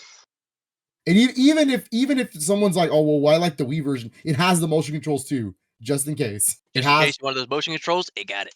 It has the original GameCube style controls. It has the Wii version's controls, and it has the new style. The new gyro controls. Yeah. No, I didn't use gyro. I used dual sticks. Dual sticks. Justin, your number 6. My number 6. This one was kind of out of nowhere. All right, it's a game I missed out on. From what I understand, it was like also like one of the. It was like around the release year of Nintendo Switch, actually. Oh. And you know, it was one of those where I was like, that looks really cool. I should get to it, but like I never really did. It's a game that I believe has the physical, but yeah, good luck with that. Like later on in life, I'm trying to see if I can give you guys like an actual image of it, because you know the title is something like I wouldn't really say it's generic, but the title you wouldn't really expect like how the game would play just based on the title alone. And I'm gonna have to say screw it, because I don't actually have like the title on this particular Switch software. I actually was playing around with it on the Switch Lite. It's called The Messenger. It's called The Messenger. Oh God. Okay, yeah. I do have a physical copy of that game. Yes, it's so good. Yeah, so to kind of give you guys like an idea, or just everyone just a general idea of this game, it's kind of like it's like a 2D platformer, right? It starts off as just a 2D platformer. You go from like left to right, like objective base or like level to level type of thing, where you play as like a ninja like from this ninja clan, pretty much been trained like from birth through generations to fight like the ultimate evil, and also assists like the legendary hero of the West, who just so happens to arrive like from the West to like help you fight off like this demon for a little quick time. He assigned you with this mission to deliver this scroll as the messenger. And from there, it just seems pretty straightforward, but this game takes so many turns as far as like the plot that it becomes a Metroidvania in the second half. And even like in the midst of that, like the story as well as the writing is just kind of like off rails. You don't really know what to expect. First of all, I never know what to expect with the story of Hitachi Kuchiha. Hitachi Kuchiha. So, you know, considering it is like kind of like an 8-bit like inspiration, then it like shifts over to a different type of art style like in second half. You would not really expect how deep like kind of, or how simplified but also kind of technical it gets when it comes to like the platforming and the action like stuff. I think it's like really tight for that. It's to a point where like you can get kind of cramped up with Joy-Con or attached like stuff with the Switch Lite. You definitely want to play like with a Pro Controller like later on, or just take breaks. Music's phenomenal. It's like it's on another level. Music is god tier in that game. You have the shopkeep dude who's like literally the funniest dude and always the fourth wall breaker of all time type of character. He's great. The writing just in general doesn't take itself seriously. So as long as you keep that in mind, you're just like you're set. It's just great. It's really good. It's a very good game. I played it back when the physical copy came out. When I got it in, I was like, oh, I gotta play this. And yeah, dude, when it changes from 8-bit to 16-bit, and you're doing that constantly. It's not like That's true. It's not like a gimmick. Like it's actually happening as you're playing. It's so cool. Yeah. And the sound font changes like to the console. Like, oh my god. It's really good. It serves as like a sequel timeline wise to Sea of Stars, which is an entirely different genre, but it takes place in like relatively the same world. That's the weird thing. And so when Sea of Stars came out, and so when Sea of Stars came out, I was like, I should really just jump into like, the Messenger. And the Messenger at times is like $5. So like add a couple like gold points to that and you're like good. So I 100% recommend this one. Whether you jump into Sea of Stars or not. It is kind of tough though. It gets kind of tough towards the end. It gets kind of tough. Yeah. Mark, number 6. Number 6. Number 6 I recently thought of, and I'll give it to it because honestly, there's never gonna be another chance to give it to it. Oh, okay. And that would be Gundam Evolution. Gundam Evolution. Okay. Which was recently shut down. Yep. Ooh. They if you ask me what went wrong, the game was good. Gameplay was solid. It had a good thing going for it, but I think what ultimately killed it was they waited way too long to merge all the servers together. And I think that really killed like some of the player count because servers weren't operating properly. People were having a hard time finding games. As soon as they merged the servers or all around the world, boom, people are finding games. And so, but overall, the game was good. I think it was an interesting take on the Gundam genre, which is usually a third-person game, by making it a first-person Overwatch-like. And although it's gone, for the time I did play with it, I did enjoy it. Nice. And I think that anyone who did get a chance to play it usually did end up enjoying playing the game. Okay. All right. Your number my number 6 choice was actually Dead Space 2. Dead Space 2. Okay, a goated game, got it. Yeah. So a coded game, got it. Frank started playing the original Dead Space trilogy because we wanted to play that before playing the remake of Dead Space. And I can see why people really like this game. It is scary. It is exciting. And I would literally die for Isaac, okay? So a lot of people have that opinion. Die for that man. Including himself. My life, including himself, exactly. It's just a good game. I can see why people really like it. It's kind of crazy, like the disgusting monsters, and you get to the part where there's like the daycare, and I hated that. That was so freaky. Oh yeah. Absolutely, just awesome. I hated that. I hate it. Yeah, no, I was having a good time with it, and I liked that in Dead Space 2, you actually get a voice for like Isaac, because the first one you don't hear him talk like at all. He's kind of like you don't even get to see what he looks like until like the very end. In this one, you actually get like a little bit more personality from him, which I really liked too. They gave us personality for our main character, and it's a good personality. I like him. Like I said, I would die for him. He's best boy. But best tragic boy. Yeah. Best tragic boy, yeah.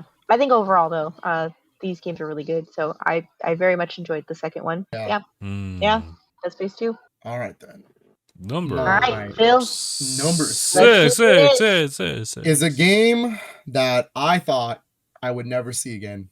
I sat here and when they announced it, I freaked the hell out. This game has been stuck in licensing hell for so long, and the fact that they somehow got it to come out in a complete remake as well, and one that, in my opinion, hot take for this one because people are 50-50, but I think it surpasses the original. And let me tell you, the original is one of my favorite games of all time as well.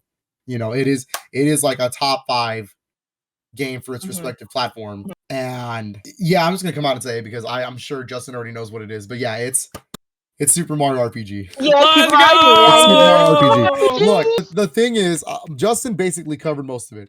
I'm gonna tell you my personal thing about the game. Okay. I love every minute of this game. I've literally from the moment it started, the remake got everything on point. Like the music by Yoko Shimomura, incredible. The fact that she oversaw the orchestration. Oh my god, dude. I love the original soundtrack. I still do.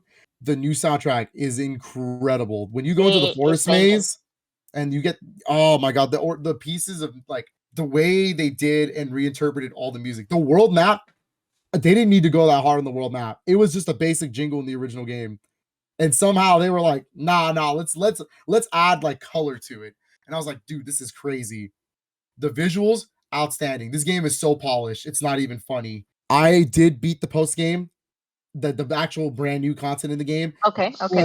Wild to do, mind you, because the battles flip you on your head every time.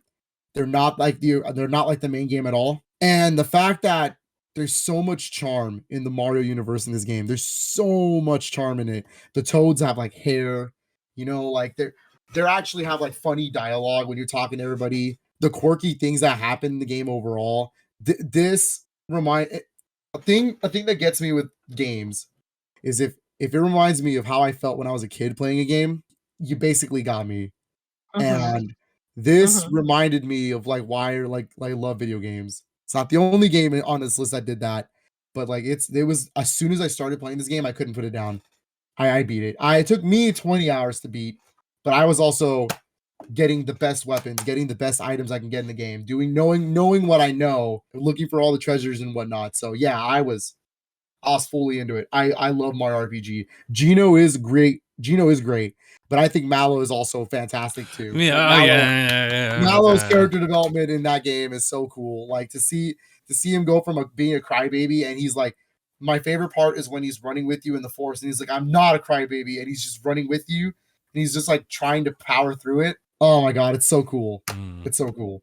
But the music, man, oh my god, dude, the music elevates it to another level. It's so good. Yeah, RPG is definitely on this list. I didn't think it was gonna like make it because of how late it was with all these other games, but I was like, no, it's on there. It's gotta be. Has to be. Number 5. Number Right, 5. This it's a funny story. It's a series that was based off of another series that kind of was adapted from another series. Okay, yeah. Kind of.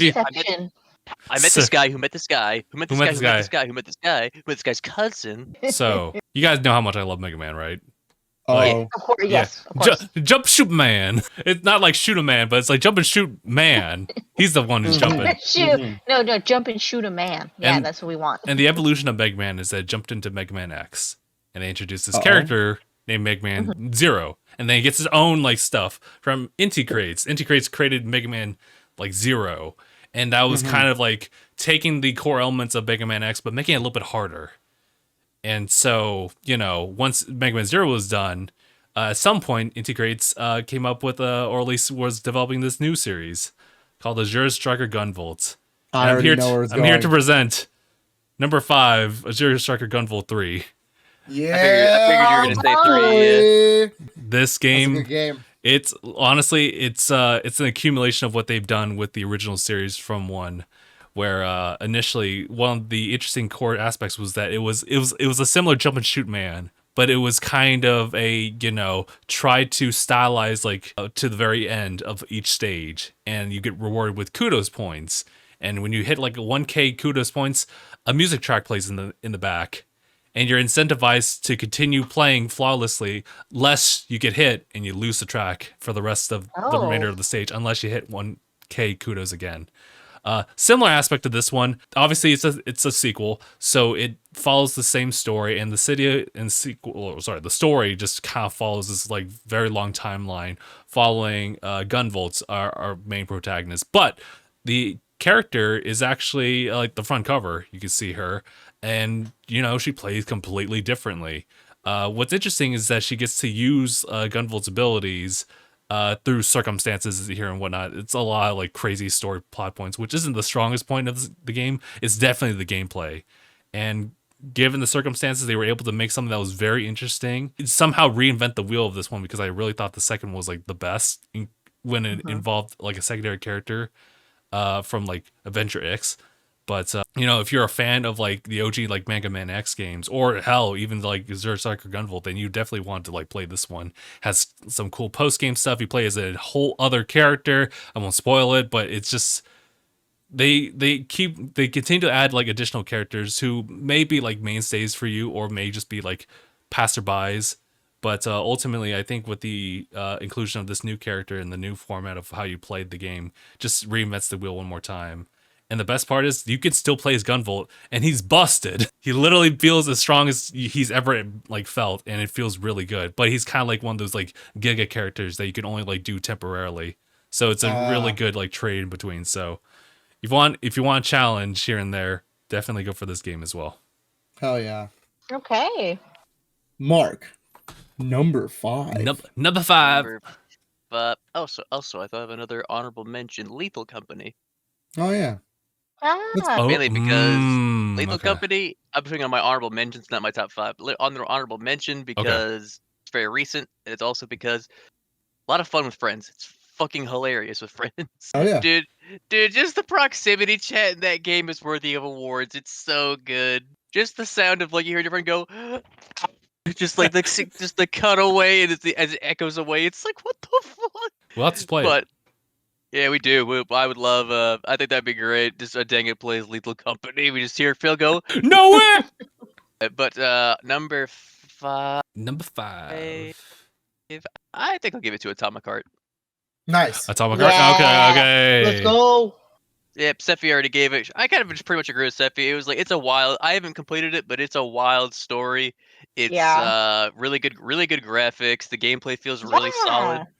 The game was like really solid. Like it's really pretty and like. Oh yeah, very. And it plays very nice. Like there weren't that many complaints about it on release either. It was pretty well received. Yeah. I definitely think it was one of the Xbox exclusives this year that was like for majority positive. So yeah. I think that's all I really need to say about it, since we've pretty much already covered it. Number 5. Sephie's number 5. Number 5. I had heard about this game before, and I kind of watched Vinny play it, but then I kind of forgot about it. And then, actually, this was like way at the beginning of this was like January thing. I woke up and Frank was like playing it. And he's like, "Do you want to see this game that I'm like playing?" And I was like, "Yeah, sure." This game. And I basically we got through like pretty much the whole thing. I don't know if it was that day. It might have been like the next day or something. But Katana Zero. Oh my god! Aniyah, somewhere right now, Aniyah just nutted like when you said that. hey, wait! That game, from the graphics to the story, like the gameplay, it is such a good game. Like, yep. I like the way that they like that you have like the rewind thing. You know, like if you don't pass, you like have to rewind and like do it over again. You have to find ways to like kill everybody without getting hit, and then you get into the story of like what's going on with like your character, and like it's just the way that like things just kind of start to fall apart because you're like part of this like war, and they're giving you this like medicine, and it's like, what is happening? And then you have the little girl who's like her dad like doesn't really like care about her, and you like become friends with her, and she hangs out at your apartment, and then she gets kidnapped, and then that's where the story ends. And then I want the DLC because I need to know what happens to her. Dude, I wanted to protect her so bad. I have not played Katana Zero because Aniyah and I are both. Well, Aniyah's played it; he has it downloaded, but we've been both waiting for years now because Limited Run promised to do a physical copy of that game in like 2018. It's coming. And I'm like, homie, where is it? Like, I've been waiting to have that in my collection for so long now. It looks so cool. The graphics were so cool. The music is really good. And then like whenever like we play games where there's like choices and dialogue and stuff, Frank will always make me like choose the dialogue. So it's like the different like choices you get to make with the dialogue and find out like more of the story. Like it's a really good game. It's a really good game. I wanted to protect that little girl. She was just so cute. And it's like you really want to protect her. And it's like, and then like the whole story is like crazy because it's like you know, like you were in a war, and then your memory was wiped, and you have like they're giving this like crazy ass drug that like is killing you. And it's like it is good. It was very, very, very good. So yeah, that's my number 5. I gotta play that. That was that, and like Messenger were games where like I needed to go play this, and now I gotta play Katana Zero even more now. You have to check it out. It is very, very good. Okay. All right. number 5. Wait, this is my number 5? I think so, this yeah, is yeah. My number unlimited 5. run robbed me. Told you. Love that 7-0, game. please. My number 5 is I a saw that blue sequel. case. Yeah, it is not a Switch game. It is a sequel to a long-running franchise. It's right and Rocky. What? Arby's No. Horse Adventure 2. Did you not like Mm. listen to me last year when I gave Ragnarok my quote unquote? Honestly, it feels like it's only been a year since Ragnarok's even been a thing. It is. It's been a year. It's been a I year. know, but it feels like this year. No, it's a sequel to a long-running franchise. A franchise where the last game, I actually was kind of upset about it. I Oh. liked it. I played it a lot, but really, in the grand scheme of things, I was really bored with it, and I just was okay. just like, I feel bad because I really love this series, and then just playing it makes me feel like, like it's not up to what it needs to be. Granted, over the years it got a lot better, but when they announced this one and they were promising all these crazy like features, and I was like, Mhm. are we back? Like, are we back finally? Like, it has to be, we're back. And the We charm, back. you know what? The charm is back. The mechanics are incredibly solid. It's accessible. People can play it and actually be like fun with it. All the different modes, all the different like gameplay variety. Yeah. Now my number 5 is my multiplayer game of the year, and that is Street Fighter 6, baby. Street Let's go. Street Fighter 6. That's another one of the games I should have put on my I would have liked to have gotten to. It's incredible. Like the mechanics in this game, the visuals, the charm. It's all back, baby. Like we're back in Street Fighter 3 territory. That's how good this is. I'm going to the crown. Yeah, the music is not to everyone's taste, but I liked it. I like a lot of the songs in the game. The world tour mode is fun as hell. Like it's everything I want from it. Even though I like to play fighting games competitively sometimes, I like all the casual stuff. I like the tag team battles. I like having to do the fun modes. That was always missing from like these games that were always like focused on esports. But this bad boy, it can be played by everybody. Like we busted this out at a hangout, and we were playing this for a while. Justin and I ran so many matches of this game, It was like back to back. Kind of went by like pretty quickly. Yeah, it was fun, dude. It was fun. Like, and by the end of it, he was getting the hang of it. Like, he was getting there, and I was like, "Yo, okay." Like, it's fun. It's great that it's accessible to more people now. Like, you don't have to play competitively to enjoy it. There's different controller schemes. Like, there's modern controls, there's classic controls, there's one button controls if you really want to. Like, there is so many ways to enjoy this game now that you don't have to be a professional like fighting game player to play it. It's we're back. Is what I'm trying to say. Street Fighter 6, we're back. And it's crazy because I'm a King of Fighters guy. Like, King of Fighters is my favorite fighting game series. But Street Fighter 6 is the best fighting game on the market right now, like bar none. Like, it's that good. It's that good. Plus, it's crossplay. So it doesn't matter what platform we play it on. Like, that's pretty good, yeah. like, Jesus, man. Like, that's all we ever wanted. We just wanted a way to build like communities and play with each other. That's all we ever need. Exactly. So yeah, Street Fighter 6 is goated. That's a goated game this year. That's fair. Okay. All right. Number Are we down to number 4?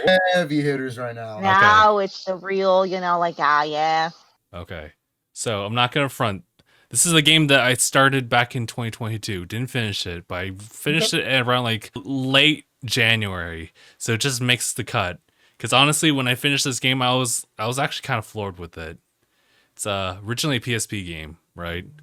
And I totally underestimate like how compelled you can be, or at least the depth like of these games can actually get.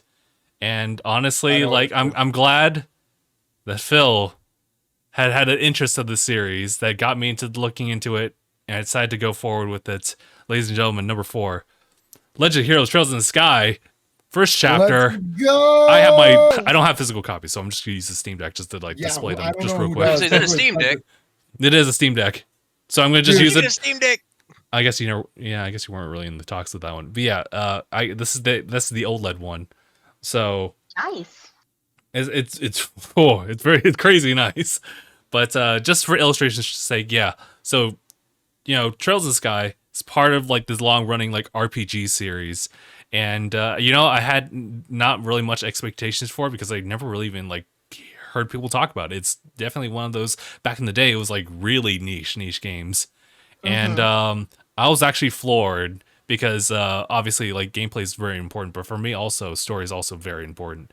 The story in Trails in the Sky so far, FC and second chapter, have been like super compelling, following like two protagonists in the first chapter as they travel along to prove themselves to be like fledged bracers, individuals who are not quite military but have the skills to help like the general like community wherever they go, different branches, and they have different rankings.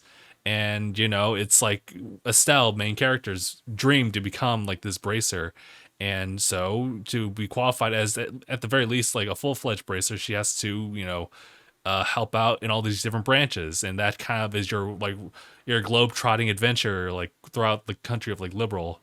And you see like a whole interesting cast of characters, some that will like stick with you, some will like come and go, as you like have like a limited party like member of like 2 out of 4. I think that was the weakest thing about the first one, was that because it's turn-based in this open like grid map area for your encounters, it's better if you had 4 people, but you usually for the sake of the story had 2. And that was my only gripe with it. Otherwise, I think there was a lot of potential in how the battles played out, and a lot of it was played in part of like prep time stuff. There was a lot of depth in like this RPG than just simply like using spells and whatnot. You equip things in order to like unlock different like types of spells for every single person, different arts, I should say. And it gets pretty in depth to a point where like if you're not really following it, you might miss out. But ultimately, you'll still push through. So I was really impressed with Trails in the Sky FC. So that's why it's on number 4. He's started to take the journey. He's got multiple arcs for the series. Multiple arcs, to go dude. through. Once I finish the last one, I'll have a book ready. Like the thing is, I've always known about the series for a long time. It's not something I jumped into immediately myself either. I had friends back in the day who loved this series, and it was super niche back then. It's gotten a little bit more popular nowadays, especially with Trails of Cold Steel, like that arc. People love those games, so I think because of that, everybody wants those, like the Sky series, to be on modern platforms, and I'm still waiting too. I would love to start up like Trails from Zero, but something always stops me because I'm just like, that's the second arc. I want to play the Sky trilogy before I jump into Zero and Azure. I really do. And then Reverie, into Reverie literally finishes his entire story. So it's like I can't in good faith play Reverie if I haven't played the rest of the series. Like I just can't do it. And with Trails Through Daybreak coming out next year, starting up a new story, like man, I really need to play the series. I really need to sit down and do it too. Mark, number 4. Number 4. My number 4 is very well known and very well liked. It happened to have won an award last night for Game of the Year. No way. My Are you number talking about 4 Alan Wake 2? No, I'm just kidding. Yeah, Baldur's Gate 3. Hell Baldur's yeah. Gate 3, okay. What's your Oh, number 4? Holy crap. I would like to see what your top 3 are. Yeah, Like- for real. Haven't fully completed Baldur's Gate 3 because that's a long ass game. fair. But it's a great game. Honestly, it's very well done. There's so much to do. Character customization's really in depth. On top of that, just the overall amount of dialogue, the amount of Bless you. content. I'm sure he says thank you. Yeah. No, you're good. I understand. I'd do the same thing, honestly. But like, yeah, everything about Baldur's Gate 3, like, it deserves all the awards it got last night. It deserves Game of the Year just because it honestly came out of nowhere, and it punched the community straight in the face, and everyone is loving it. And my friend told me it was number 1 on Steam for more than a month. Wow. Yep. And when a game manages to be number 1 in a marketplace for more than a month, that's already a huge sign of success. The children, they yearn for a Western RPG in that style, and it's been so many years since we've gotten one of those. Really, that really goes into that much depth. Really, like Obsidian's been kind of keeping it up with like the Pillars of Eternity series, but really, it's been Larian's been kind of doing it with Divinity Original Sin 1 and 2. So with the fact that they got a chance to make Baldur's Gate 3 and the fact that Baldur's Gate 3 might not have even made it because of Stadia.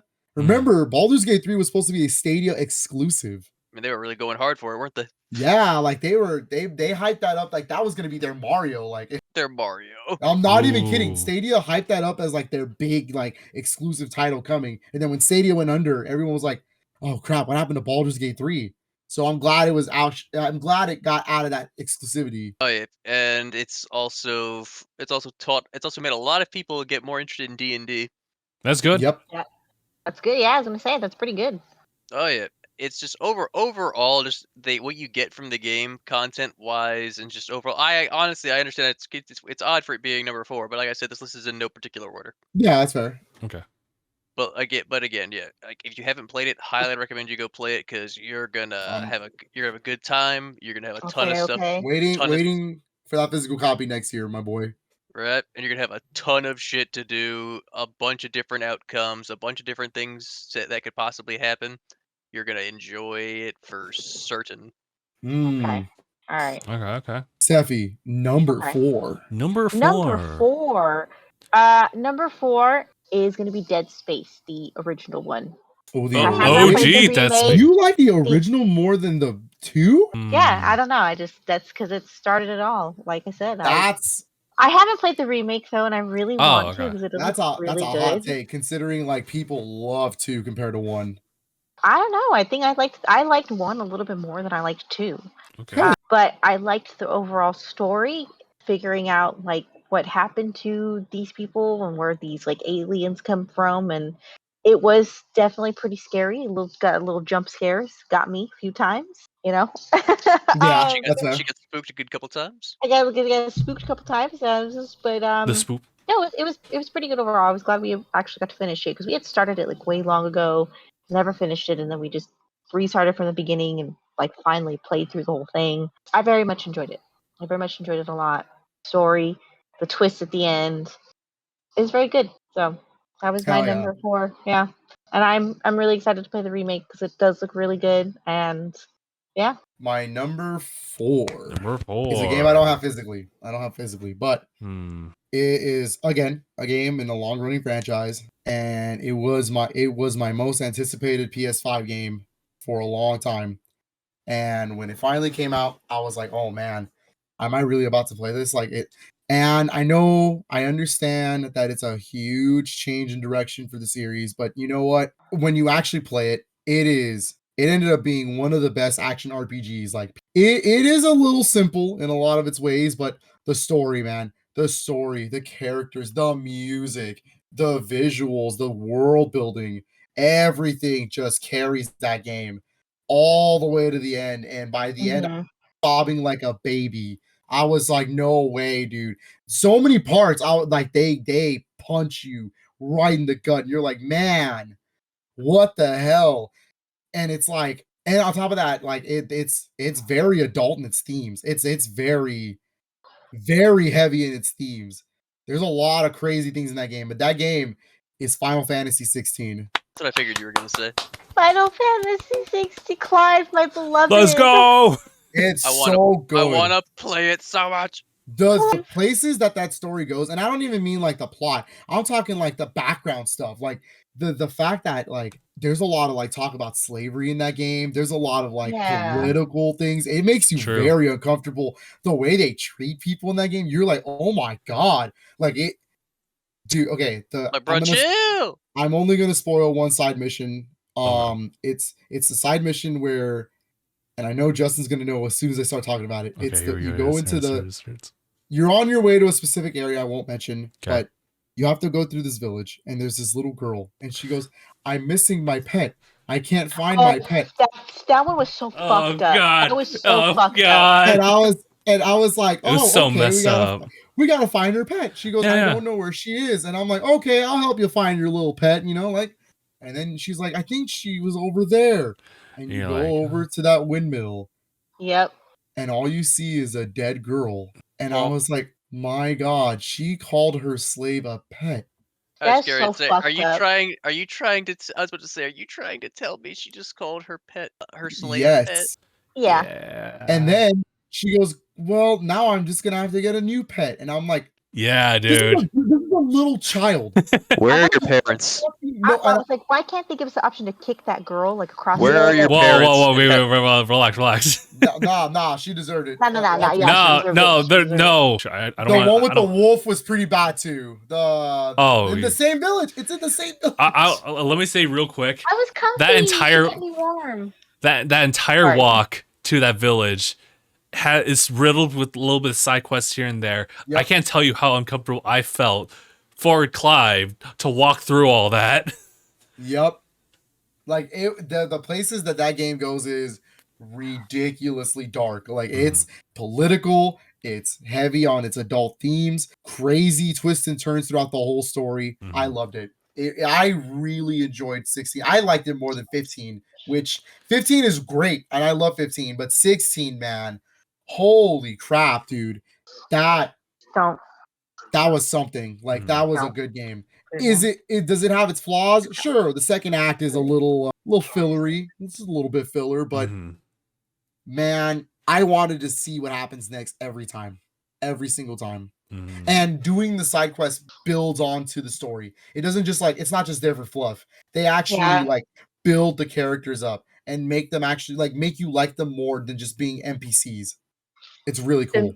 The music was so good. Oh my god. The music was actually like phenomenal. I The was like, Roselia field when you first go there and the piano hits. Oh, dude. Oh, this is it. This is the best soundtrack this year. It's pinnacle. Like, oh my god, dude. The music, the choir during the icon battles, the icon battles themselves, everything holy about that shit, game the is so icon good. battles were like fucking insane. When you It get was to the so crazy. yeah, like when you get They to do look the really Titan cool. one, I was like, what the hell is happening? And it just It's kept so going. And you're like, holy shit. Yep. I From love what I've it. seen, Yep. they do look really fucking cool. Yeah, Final Fantasy 16, number 4 for sure. I thought it was gonna be higher, but you know what? I have 3 that are a lot higher, and I was like, I couldn't believe it. But yeah, That's gotta been a tough choice too. So Final Fantasy 16, I think was really good. I wanted to come to PC because I would like to play it.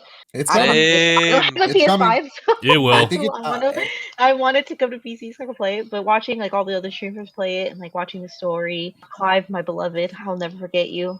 I love you so much. Love it. Yep. Oh, Justin, we're here. We're here, top Your 3. Oh my god, number top 3. Top 3. Here. All right, mine's not gonna be surprising. It's literally the sequel. It's Trails in Sky SC. Yeah. Is it a cop out? Yes. Is it a good cop out? Yes. Yes. But also, yes.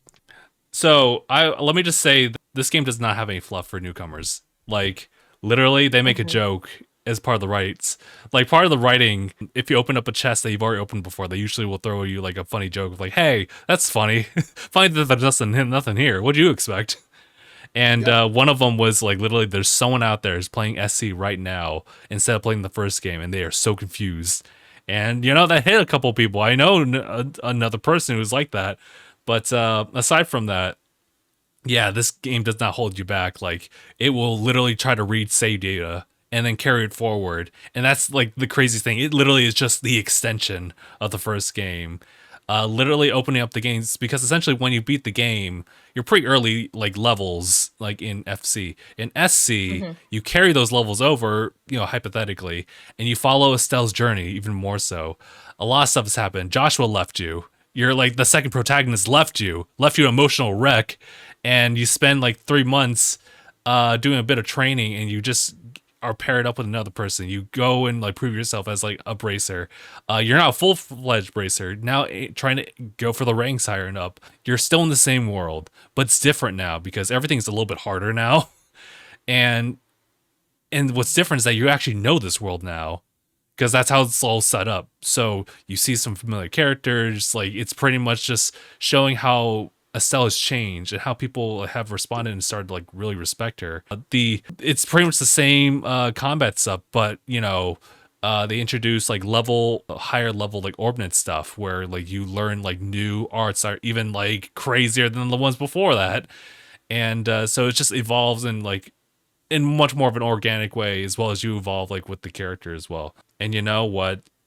Yeah, they introduced like a couple new characters here and there, but you know, it's pretty much the same like thing from like Trails in Sky FC. It's just even better. So that's all I can really say. It's just even better. That's why it aims at like number 3. So Okay. that's all I could say. Also, All physical right. release, please. Physical release. Mark, number 3.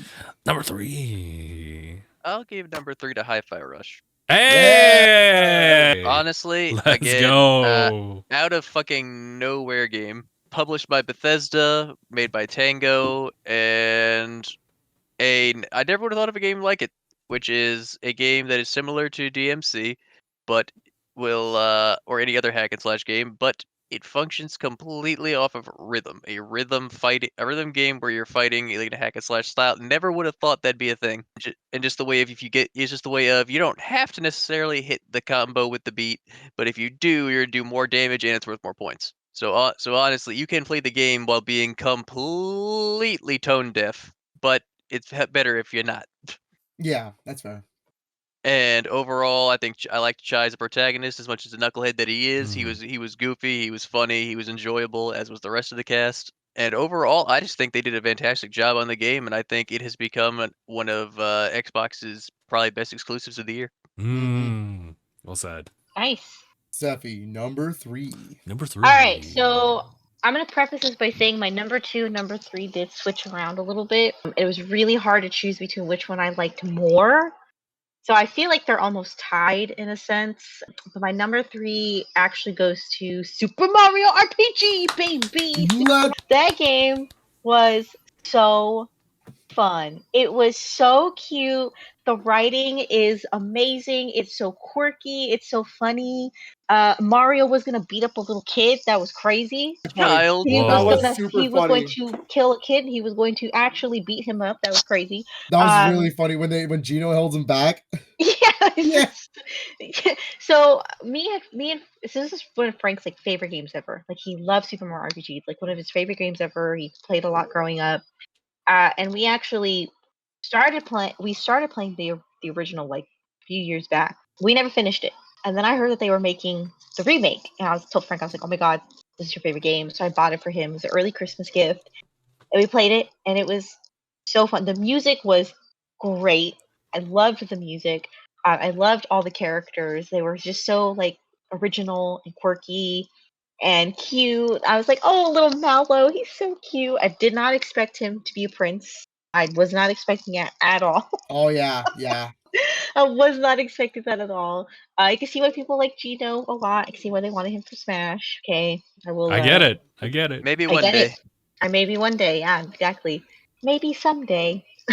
Maybe someday. But the writing was like funny too. It was like, oh, why didn't you like the Toad in Mushroom Kingdom when Croco runs away and they're like, Oh why didn't you yeah, stop him? I And he's left my like, bazooka at there's like home. my bazooka. It's like, damn, okay, Toad, you didn't have to be like that sassy. Like, okay, bitch, you know.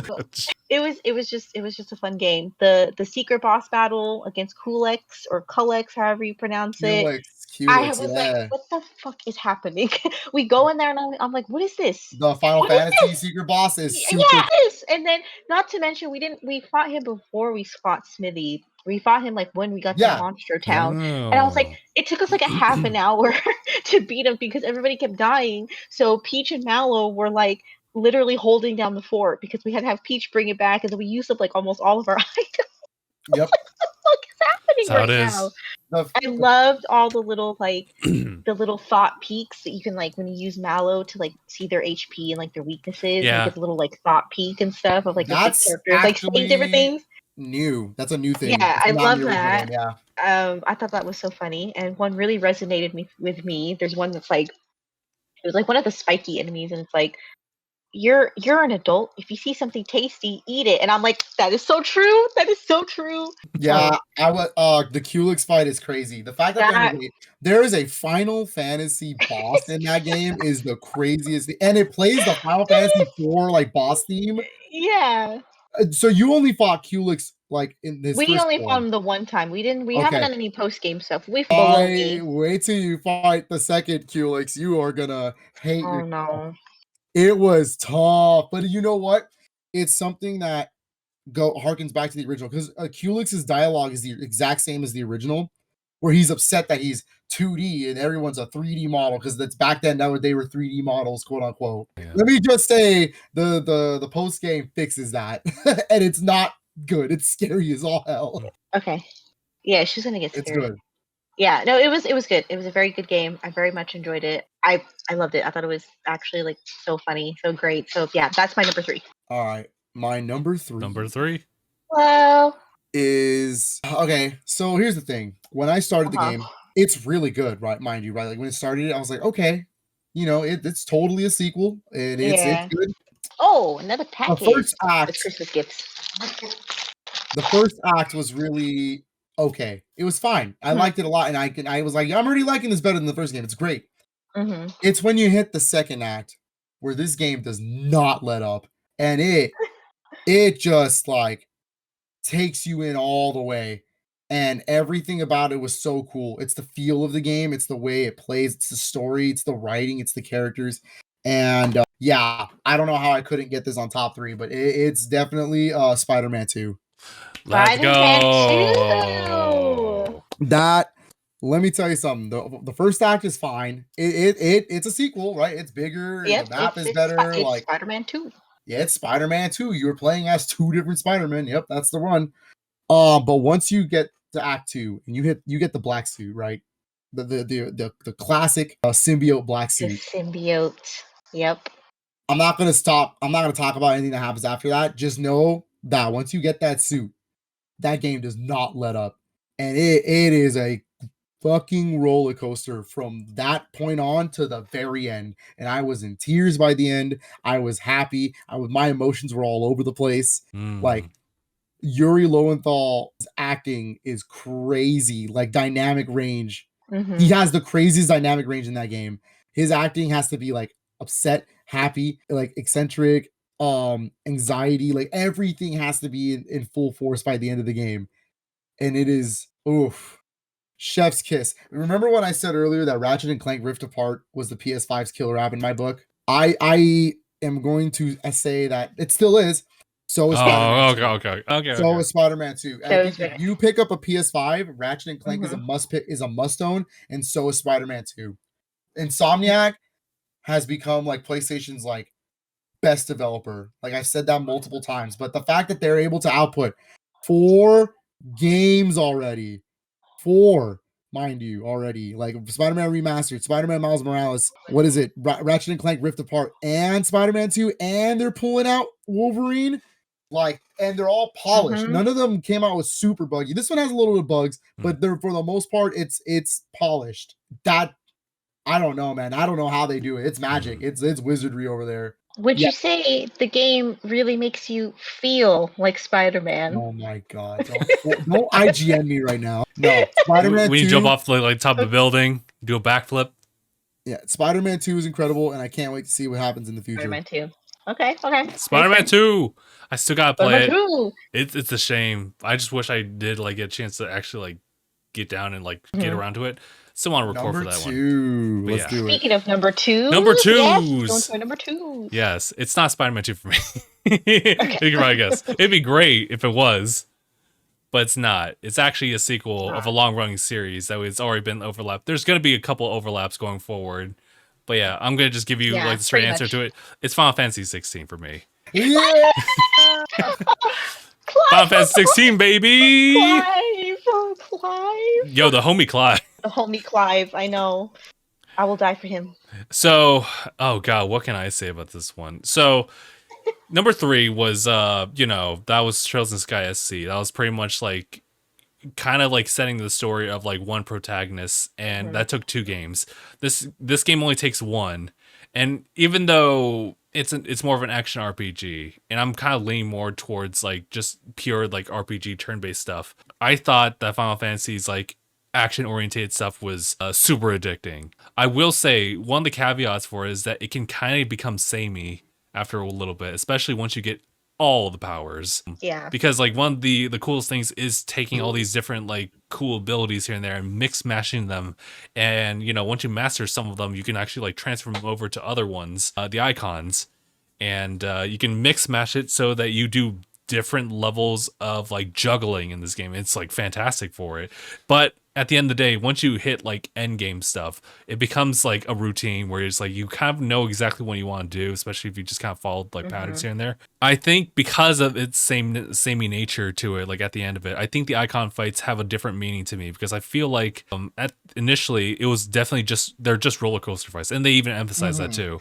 And it's kind of like, some of it's Panzer Dragoon, some of them are just kind of straightforward, but you're just a bigger dude with like more enhanced abilities.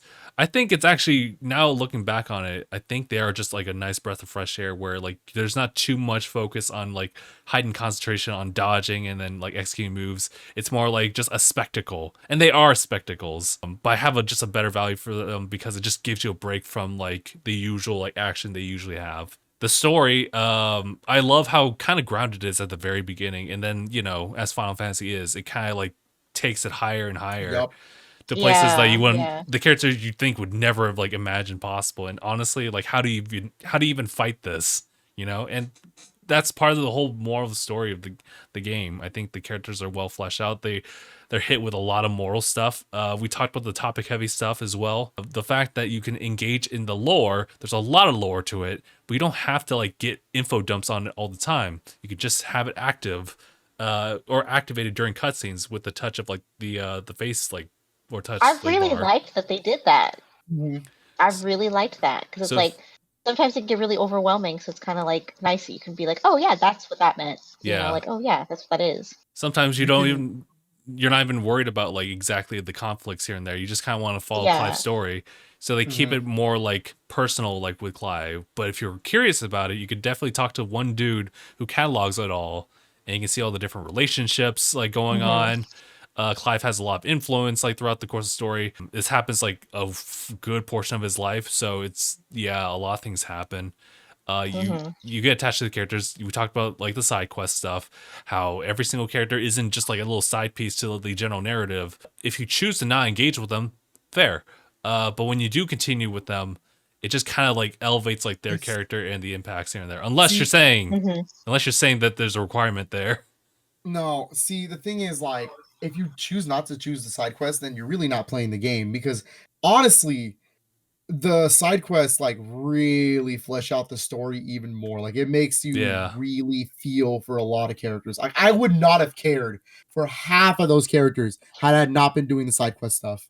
Right. Yeah. If you chose to not do it, then like unfortunately, like the character will just kind of remain as they are. But to really flesh them out and then understand like their like relationship with Clive directly, or how Clive impacts the world, like that, the way he does it, it's great. I think that's the strongest thing that like puts it a little bit past like Trails in the Sky as far as like characters, because they're kind of similar like protagonists, but this one feels a little bit more like authentic, more organic. Now they approach it, and also the music is just bar none. Like, it's the craziest thing the fact that you can just like be in a village and then just be awestruck by like the music when it's just you didn't even expect anything of it. It's just you would think otherwise, but it just hits different. Music's just crazy in that game. Yeah, definitely. But yes, and also now DLC. Oh yeah, it just came out. I gotta reinstall everything so I can play it. Apparently the first DLC is like 10 hours. So it's like, what? Wow. I was like, jeez. That's a pretty hefty DLC. But yeah, that's number 2. Marc, number 2. Number 2. Number 2 for me is going to be Jedi Survivor. Let's go. Let's go. Number 1, honestly. The only reason it's not number 1 is because I don't think I included my number 1 last year because I was still playing it at the time, I believe. But yeah, Jedi Survivor was my number 2, a sequel to Fallen Order, which was also fantastic. They did a fantastic job with Jedi Survivor. And it was an improvement on the original one in pretty much every single way. The story was able to incorporate their new universe, their new point in time, the High Republic, in a very interesting way. And overall, Cal Kestis' journey continues. That includes some happy moments and some very sad moments. Honestly, if you haven't played it yet, go check it out just to see what exactly is going on and how it happens. All right. Sephie, nice. Your number 2. My number 2, Resident Evil 4 remake. Ooh. Let's go. Where's everybody going? Bingo? Bingo. Oh Bingo. Okay, this guy. I love Leon, but goddamn, this guy with his quips. Sorry, must have slipped. Bitch, you are fighting these parasite people. What are you saying? Like, what's happening? Yes, stop. And Gloriola's Plagas. Anyways, I really Brother. enjoyed Resident Evil 4 Remake. I have never played the original one, to be fair. I knew of it. I didn't really know what the story was about. So I was pretty excited when this one came out. Because I actually really like the Resident Evil series like a lot. I don't really like Mhm. horror games, but I like this series a lot. So getting to play this was good. I love Leon. He's so handsome. And yeah, it was good. I really enjoyed it. I liked the story a lot. It's different from, just traditional zombies, but in a good way. Graphics were great. The gameplay was really great. This game also, you got to collect treasures and sell them and collect gemstones and put the gemstones in the treasures. And I love that kind of shit. So I was all over that. In short, 10 out of 10, he's hot. Yeah, 10 out of 10, he's hot. They didn't have to expose my family like that, though. So that's why it's number 2. But there's a reason why there's also another reason why it's number 2, because my number 1 game is, of course, we all know what it's going to be. Yeah. We all But- know it's There's gonna be. no doubt in my Well, mind they- what your Yeah. number one's gonna be. They didn't have to expose my family like that in Resident Evil 4 Remake. Okay, the Salazar Disgraceful. family is not. Let me just say, I'm going to put that out there. We are not responsible for Las Plagas. Okay, we actually were trying to hide Las Plagas under the castle. It was our cousin that we don't talk about, Ramon, who decided to bring Las Plagas back. So Ramon. I just want to put it out there. Okay, just put that out there. I was Ramon. actually really surprised when we started playing the game. We get to the part and it's like all the little like lore pieces that you get, like all the like little like notes that people write, and it's like, Yep. oh, the Salazar family, and Frank is like, what?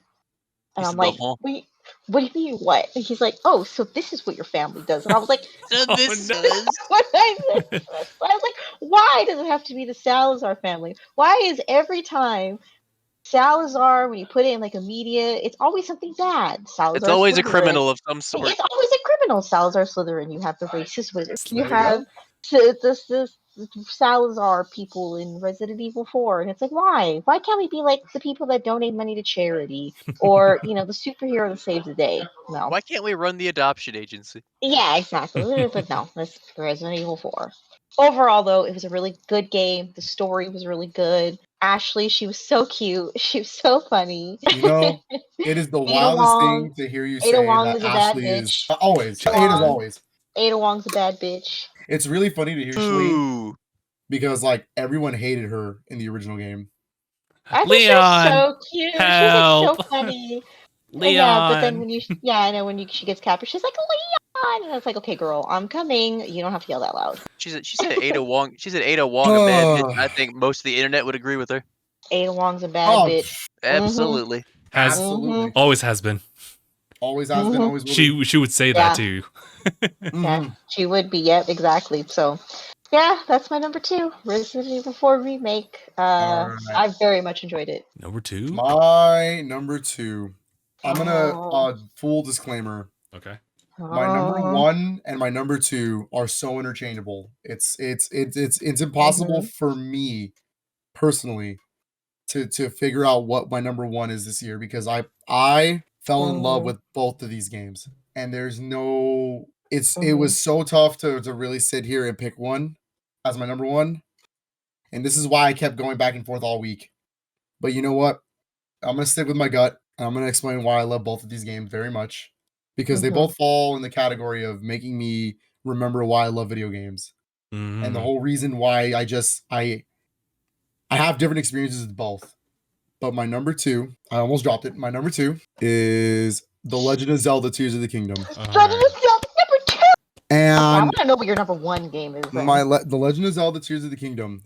I don't even know where to begin with this. I think what really solidified this for me as one of my games of the year was you guys.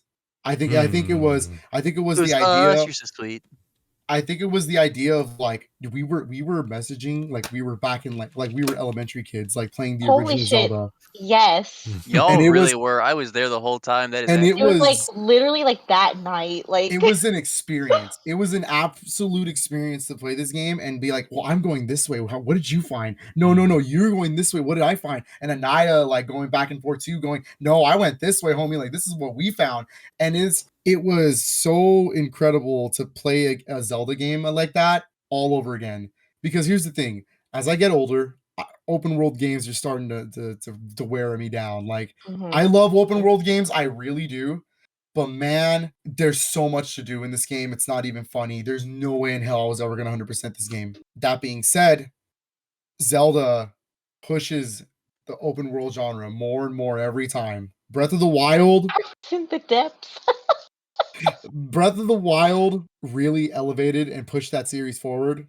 This does the same thing, and it pushes open worlds even more forward. The fact that there's 3 layers of area, there's sky, there's the land, there's the depths, there's the shrines are more creative than they were in Breath of the Wild. The mechanics are more creative than they were in Breath of the Wild. The fact that my favorite thing about this game in general was Breath of the Wild was more of a game like, and I always say this when we talk about it, but Breath of the Wild was a game was like, hey, you see that mountain? You can go to that mountain. And you're like, damn, that's cool. Yeah. Tears of the Kingdom is, hey, you see that mountain? How can you get to that mountain?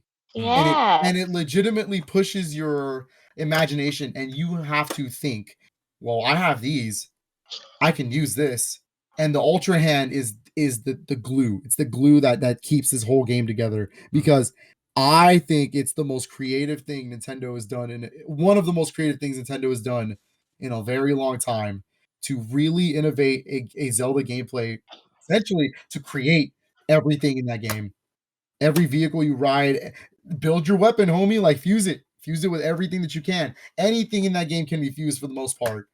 Like, yeah, I don't know how Nintendo's going to top this game in terms of like the next Zelda game, but Tears of the Kingdom, man, if this is truly the Switch's last year, it went out with a bang. Like, because holy crap, dude. I'm gonna remember. This is one of those games I'm gonna remember like for the rest of my life, and it's gonna be one of those games where I sit there and I hope like maybe like a future kids or something will play this and be like, man, this is what video games are about.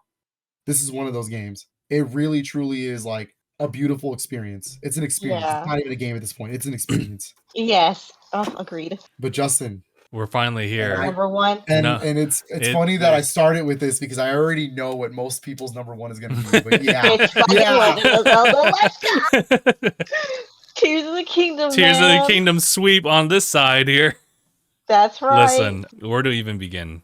You definitely said like a very good bulk of like the arguments for like why Tears of the Kingdom is where it is. Why it's like ranked high. Why is it better than Breath of the Wild in like a lot of cases? I don't.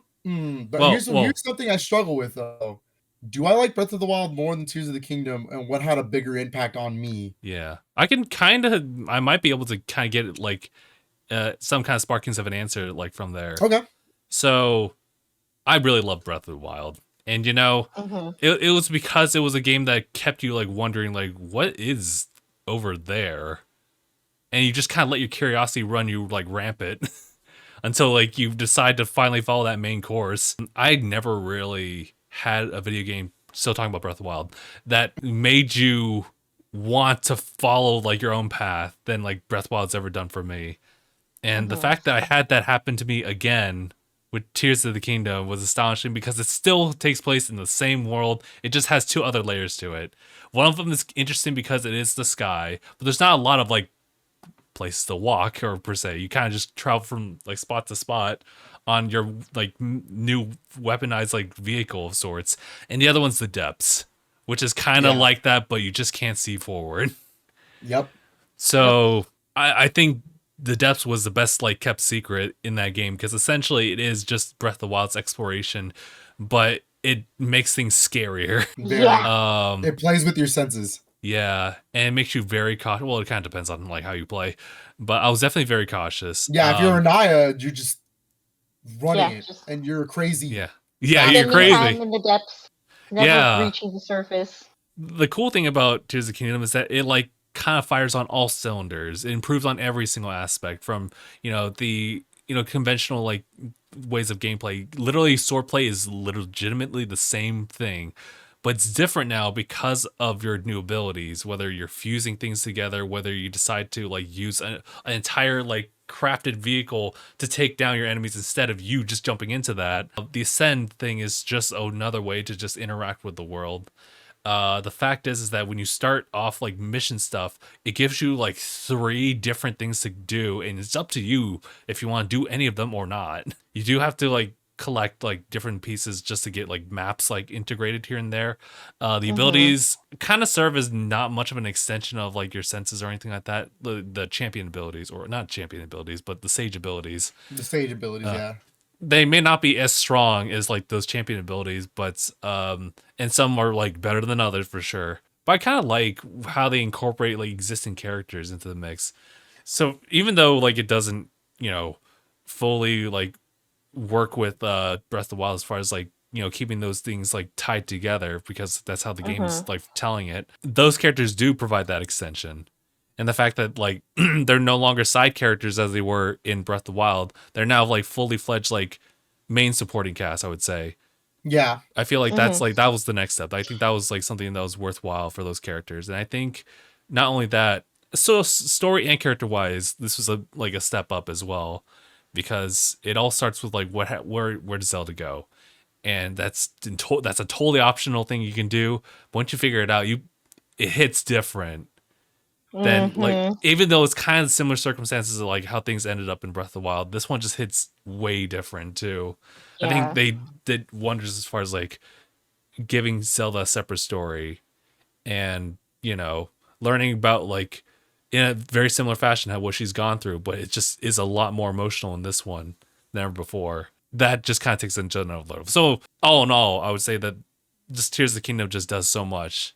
Not just like in community based like conversations, but also just like improving on every little like aspect of like the previous game, and it's just all better for it. So I have no idea where they're gonna go from there.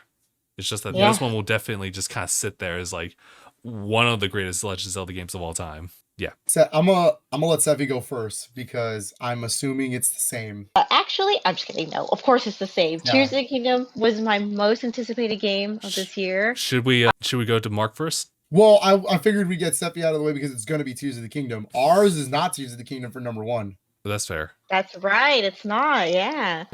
What can I say that hasn't already been said about Tears of the Kingdom? This game was Game of the Year for me. I loved Breath of the Wild. So growing up, I didn't play a lot of Zelda games because I thought they were too hard for me because I felt kind of dumb. But I played some of them, and I really do enjoy most of the Zelda games. But Breath of the Wild did something to me.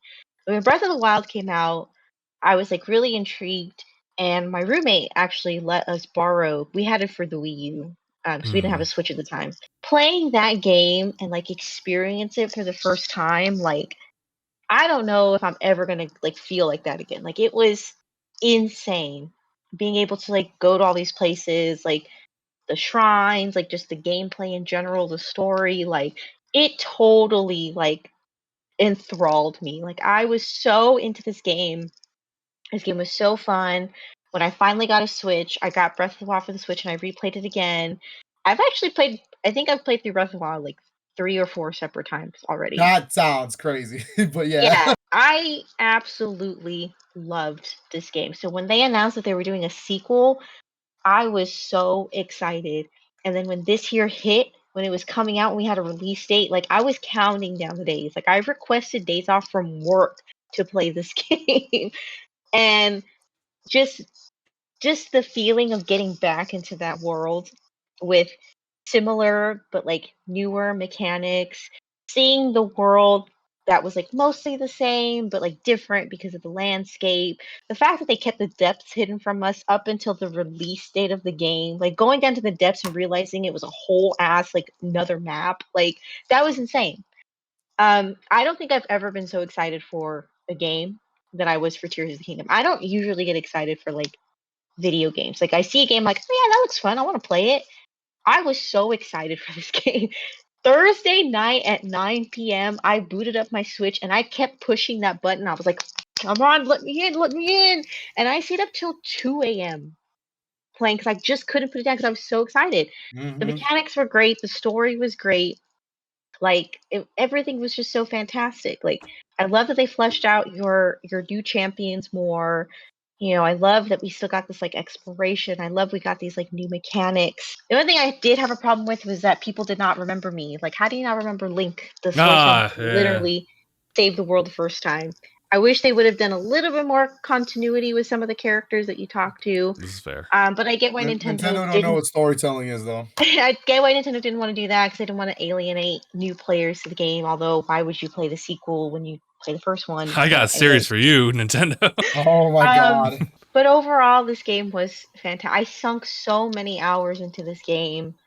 Like, I did not want it to end. I was putting off finishing the game for the longest time because I did not want it to end because I was like, that's it. Once this game ends, there's no more. There's no more Breath of the Wild and Tears of the Kingdom. They're moving on to the next Zelda game. I really didn't want it to end. This is probably going to go into like Breath of the Wild, Tears of the Kingdom is probably going to go into like my favorite games of like all time. Like these games were amazing. It just I don't know. There was just something about them that just I don't know. It's got me. It's got me, and I really enjoyed it. I really enjoyed it a lot. I loved the creativity. I loved all the like new side quests you can do, and they had so many different side quests. I loved collecting like all the armor pieces, and I loved, figuring out my outfits, and I loved, using my sages, and I loved my character Sidon, my bestie, Tulin, my little boy Tulin. Mhm. It was great. It was a good time. The story was great. I kind of knew from the Dragon Tears where it was going, but that didn't diminish the emotional impact of what happens when you find out like what happens. It was like I was like, damn, this is kind of depressing. Like, Yeah. I knew like it was all going to be okay in the end, but realizing like, shit, man, like this dang, like it's just crazy, it's just crazy. It was fantastic. I don't know if I'm ever going to be excited for another game like this. I hope the next Zelda, whatever they decide on doing, I'll play it, but I don't know if anything's going to ever capture me like this series did. Oh yeah, Mark, you're number one. You're number one. And he's asleep. We'll never know the answer. We'll never know. That's actually my favorite part because like now we'll never know. Now we'll never know. See, I should have set up the disclaimer saying that, Mark, if you're gonna get knocked out, wait. I think wait. Did we just hear something? Well, somebody in chat said Mark, follow the light. Mark. Him with the power waking. I think it's interesting. Yeah, somebody in chat said I think it's interesting how A Link to the Past and Ocarina of Time and now Breath of the Wild, Tears of the Kingdom have all been games that have and will set the standard for all games going forward. That's fair, yeah. Like, after Breath of the Wild came out, you started seeing like all these like different like open world games that used similar mechanics to what you found in Breath of the Wild, and I feel like Tears of the Kingdom, we're gonna start seeing like different mechanics, like these like fusing mechanics and like the things we got. Like they're totally correct. This is gonna set a precedent going forward for like open world games. What makes Nintendo such an interesting developer to me is that they have the same franchises. Yeah. Every time. It doesn't matter what it is, but they're always pushing the medium forward with the same franchise. I mean, look at Mario Odyssey and Super Mario Wonder. It's like it's Mario, but it's like they did something so different with these with Mario, and it's like, and then they make these amazing games. So is Mark dead? I think it's Mark, confirmed. Please. Confirmed. Breathe, darn you, breathe. No, I think I think he actually knocked out. He's probably knocked out. Okay, well, we'll never know his number one. We'll post it later. All right, well. My number one, like I said, it's very interchangeable between Tears of the Kingdom and this game. I'm interested to see what this number one is. It is basically in the same vein as Tears of the Kingdom, in the sense that it's a long-running franchise and it is a sequel and it pushes this genre forward as much as Tears of the Kingdom does for an open world game. And I went with my heart, I went with my gut. And I knew it was going to happen. I told myself, no, it can't be better than Tears of the Kingdom. But you know what? You're like, nah. I went with my heart. I went with the gut choice, and I know it's a little bit of bias, and it's fine. But my number one game of the year is Super Mario Brothers Wonder. Super Let's Mario Bros. go. Wonder! And this game does everything that we just talked about in Tears of the Kingdom. It pushes everything. It's innovative. It actually has some of the best level designs in any Mario game of all time. Will it beats out Odyssey for me as my favorite Mario game on the Switch. And that's Wow. listen, that's hard because for years I claimed it as my favorite Switch game. This is my favorite Switch game now. Brothers Wonder has all of the creativity and the charm that I have been waiting for in a Mario game since basically New Super Mario Brothers DS. Like it's like when it was actually new and not just called new. I love the new series. I really do. I like some of those games and their levels, but it was starting to get samey. The 3D games have definitely carried the Mario series for a long time, especially with Odyssey pushing the 3D series forward. But I just there's something in me whenever I play a game like Mario Wonder, and I sit there with the dumbest smile the minute it starts, and I feel like a kid again playing Mario 3 on my NES, and that's my favorite game of all time. And whenever I sit there and I feel like that, I just can't help to just smile through the whole game. Every minute of it. Every single minute of this game, I had the dumbest smile on my face. Because I was just like, oh my God. Like the charm, the way his hat flies off, the way he just moves through the pipes. The music is outstanding in this game. It takes a little bit of getting used to, but the music is outstanding in this game. The level, like I said earlier, the level design is incredible. People will say the game's easy. I just think it's because I've gotten good at Mario games. So like for me, it's easy, I guess. But that's not true. People just blasted through this game because they did not play the secret levels. Those levels get tough. Which is great. I need a Mario game to give me a challenge. This provides it. This game sits up there with Mario 3, Mario World, Mario Odyssey in the S tier rank. Like will it be my favorite Mario game of all time? I can't just say that immediately because I've loved Mario 3 for so long. I need to give it time to cook. But as it stands, it does the exact same thing as Tears of the Kingdom, right? It pushes 2D platformers forward. It is the best 2D platform I have played in a very, very long time. And it does it in a way that doesn't feel weird. The Wonder Seeds turn everything on its head. It makes every level creative. You're just like, whoa, like you'll never know what to expect with the next Wonder Seed. And even if the Wonder Seed uses the same mechanic, they still somehow figure out a way to trick you.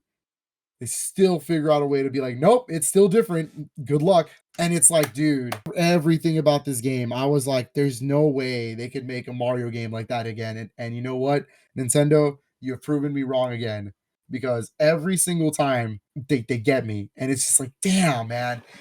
I thought it was going to be Tears of the Kingdom this year. I really sat there and I was like, Tears of the Kingdom was the best game I played this year, bar none. And had I had known that we got so many bangers by the end of the year, I wouldn't have ever guessed that Mario Wonder was going to do the same thing as Tears of the Kingdom for my favorite series of all time and push the series forward. So yeah, Mario Wonder, it's my game of the year. I went with my gut feeling. Like I said, they're interchangeable. I can totally agree. I can right now agree that Tanuki Media's overall game of the year was Tears of the Kingdom. I'm in agreement. I'm not going to deny that. But for me, personally, that one Mario Wonder is my game of the year, bar none. Yeah, amazing. It's been a rough year, yeah. Another big thing is for me is like I beat the game, right? I 100%ed it. And I was like, great. I started another file and I started playing it again. And I don't do that ever. Like it's very rare when I do it nowadays. Last time I did it was Odyssey. I 100%ed that game. I deleted my file and did it all over again. So for me to do that again, it's pretty hard considering I'm an adult now and I have a lot of things to do, and I just want to I want to just play Mario Wonder when I'm done with this. So I'm gonna give myself a year and I'm gonna probably replay Tears of the Kingdom again, just so I can feel something. I feel like Mario Wonder is going to be in that rotation of games where like there's a certain set of games I play once a year every year, and I feel like Mario Wonder is going to hit that rotation now. Yeah, I'm with you there. I think Tears of the Kingdom and Breath of the Wild are in my like games I play every year or every couple years. I think when Paper Mario and the Thousand Year Door comes out next year, that's gonna be because that's like I think that's probably like my favorite game ever. Like I love that game so much, and that's usually in my rotation. I usually replay it every couple years, so that is my most anticipated game for next year. That one, Oh yeah. that one's contender for Game of the Year for me next year because But I love that game. I've 100%ed it many times. Just to end everything with me with this game, it's the same exact ending as I'm gonna give it with Tears of the Kingdom. If this is the Switch's last year, if Yep. this is truly the Switch's last year, Yep. what a way to go out. Mm-hmm. Like two of the best Nintendo games ever made. And the craziest part is that hold up. The craziest part is that this specific Nintendo developer, Nintendo EPD, right? The main like studio in headquarters made all three of these this year and released them all to glowing reviews. Pikmin 4, Legend of Zelda Tears of the Kingdom, and Mario Wonder. I don't know how the hell they do it. I honestly I don't know either. And the fact that all of those games push those genres forward, I don't understand how they do it. I literally don't understand. But I guess that's just what makes Nintendo Nintendo. And that's why they'll always charge you $60 for their games. $70. $70. I paid Tears of the Kingdom. $70. You're right. I actually paid $140. I bought 2 copies of Tears of the Kingdom. Oh, one jeez. for me and one for Frank. Oh, well. Wait a minute. I bought the digital copy and I gave Frank the physical copy. You know what? Fair enough. I did that with Animal Crossing. I gave Katrina the physical and I played the download. Yeah. Makes sense. Oh. But Mario Wonder is officially my favorite Switch game of all time. As of right now. That's fair. Nice. Okay. Wow. I guess that's a lot of good games this year. I think too many good games. Too many good games. I'm excited for what 2024 is going to bring. You know, this year we got these games. It's we'll see what happens 2024. Yep. We'll see. I already went through my long list of games I didn't get to play / played and didn't finish. So if those show up in next year's talk, then you'll see it. Yeah. I'm curious about 2024 though. Yeah, I'm anticipating some games on that list already. Like I know we're gonna talk about Final Fantasy VII Rebirth. I know, of course, Paper Mario Thousand Year Door remake. Yep, that's gonna be my number one. I already feel it. For me, Another Code Recollection's a big one, so I don't know. Prince of Persia: The Lost Crown is next year as well. That's a big one. Yeah. There's a lot coming out next year, so I guess we're gonna find out. We're gonna see. We're gonna find out. All right. Yeah, it's crazy. It's absolutely insane. Well, everyone, I guess that's going to wrap up this year's talks of our top 10 games of the year. We'll be back doing this again, hopefully next year as part of tradition under Tanuki Media. And, under Tanuki Media, yep. Yeah, we'll hopefully see like some differences here and there, and we'll just enjoy gaming as a whole. So until then, guys, appreciate everyone for tuning in. And for the sake of YouTube, please subscribe to the Tanuki Media channel. We got some more stuff underway. For now, we'll leave you guys with our top 10s. Oh, leave your top games in the comments for the YouTube people. Let us know what your top games were for this year. It doesn't have to be a game that came out this year. It could be a game that you just played this year or discovered this year, and you're like, damn, this game is good. Yep. So we want to know. Yeah. But until then, thank you guys so much for tuning in. And we'll see you guys in the next one. Take care of yourselves, everybody.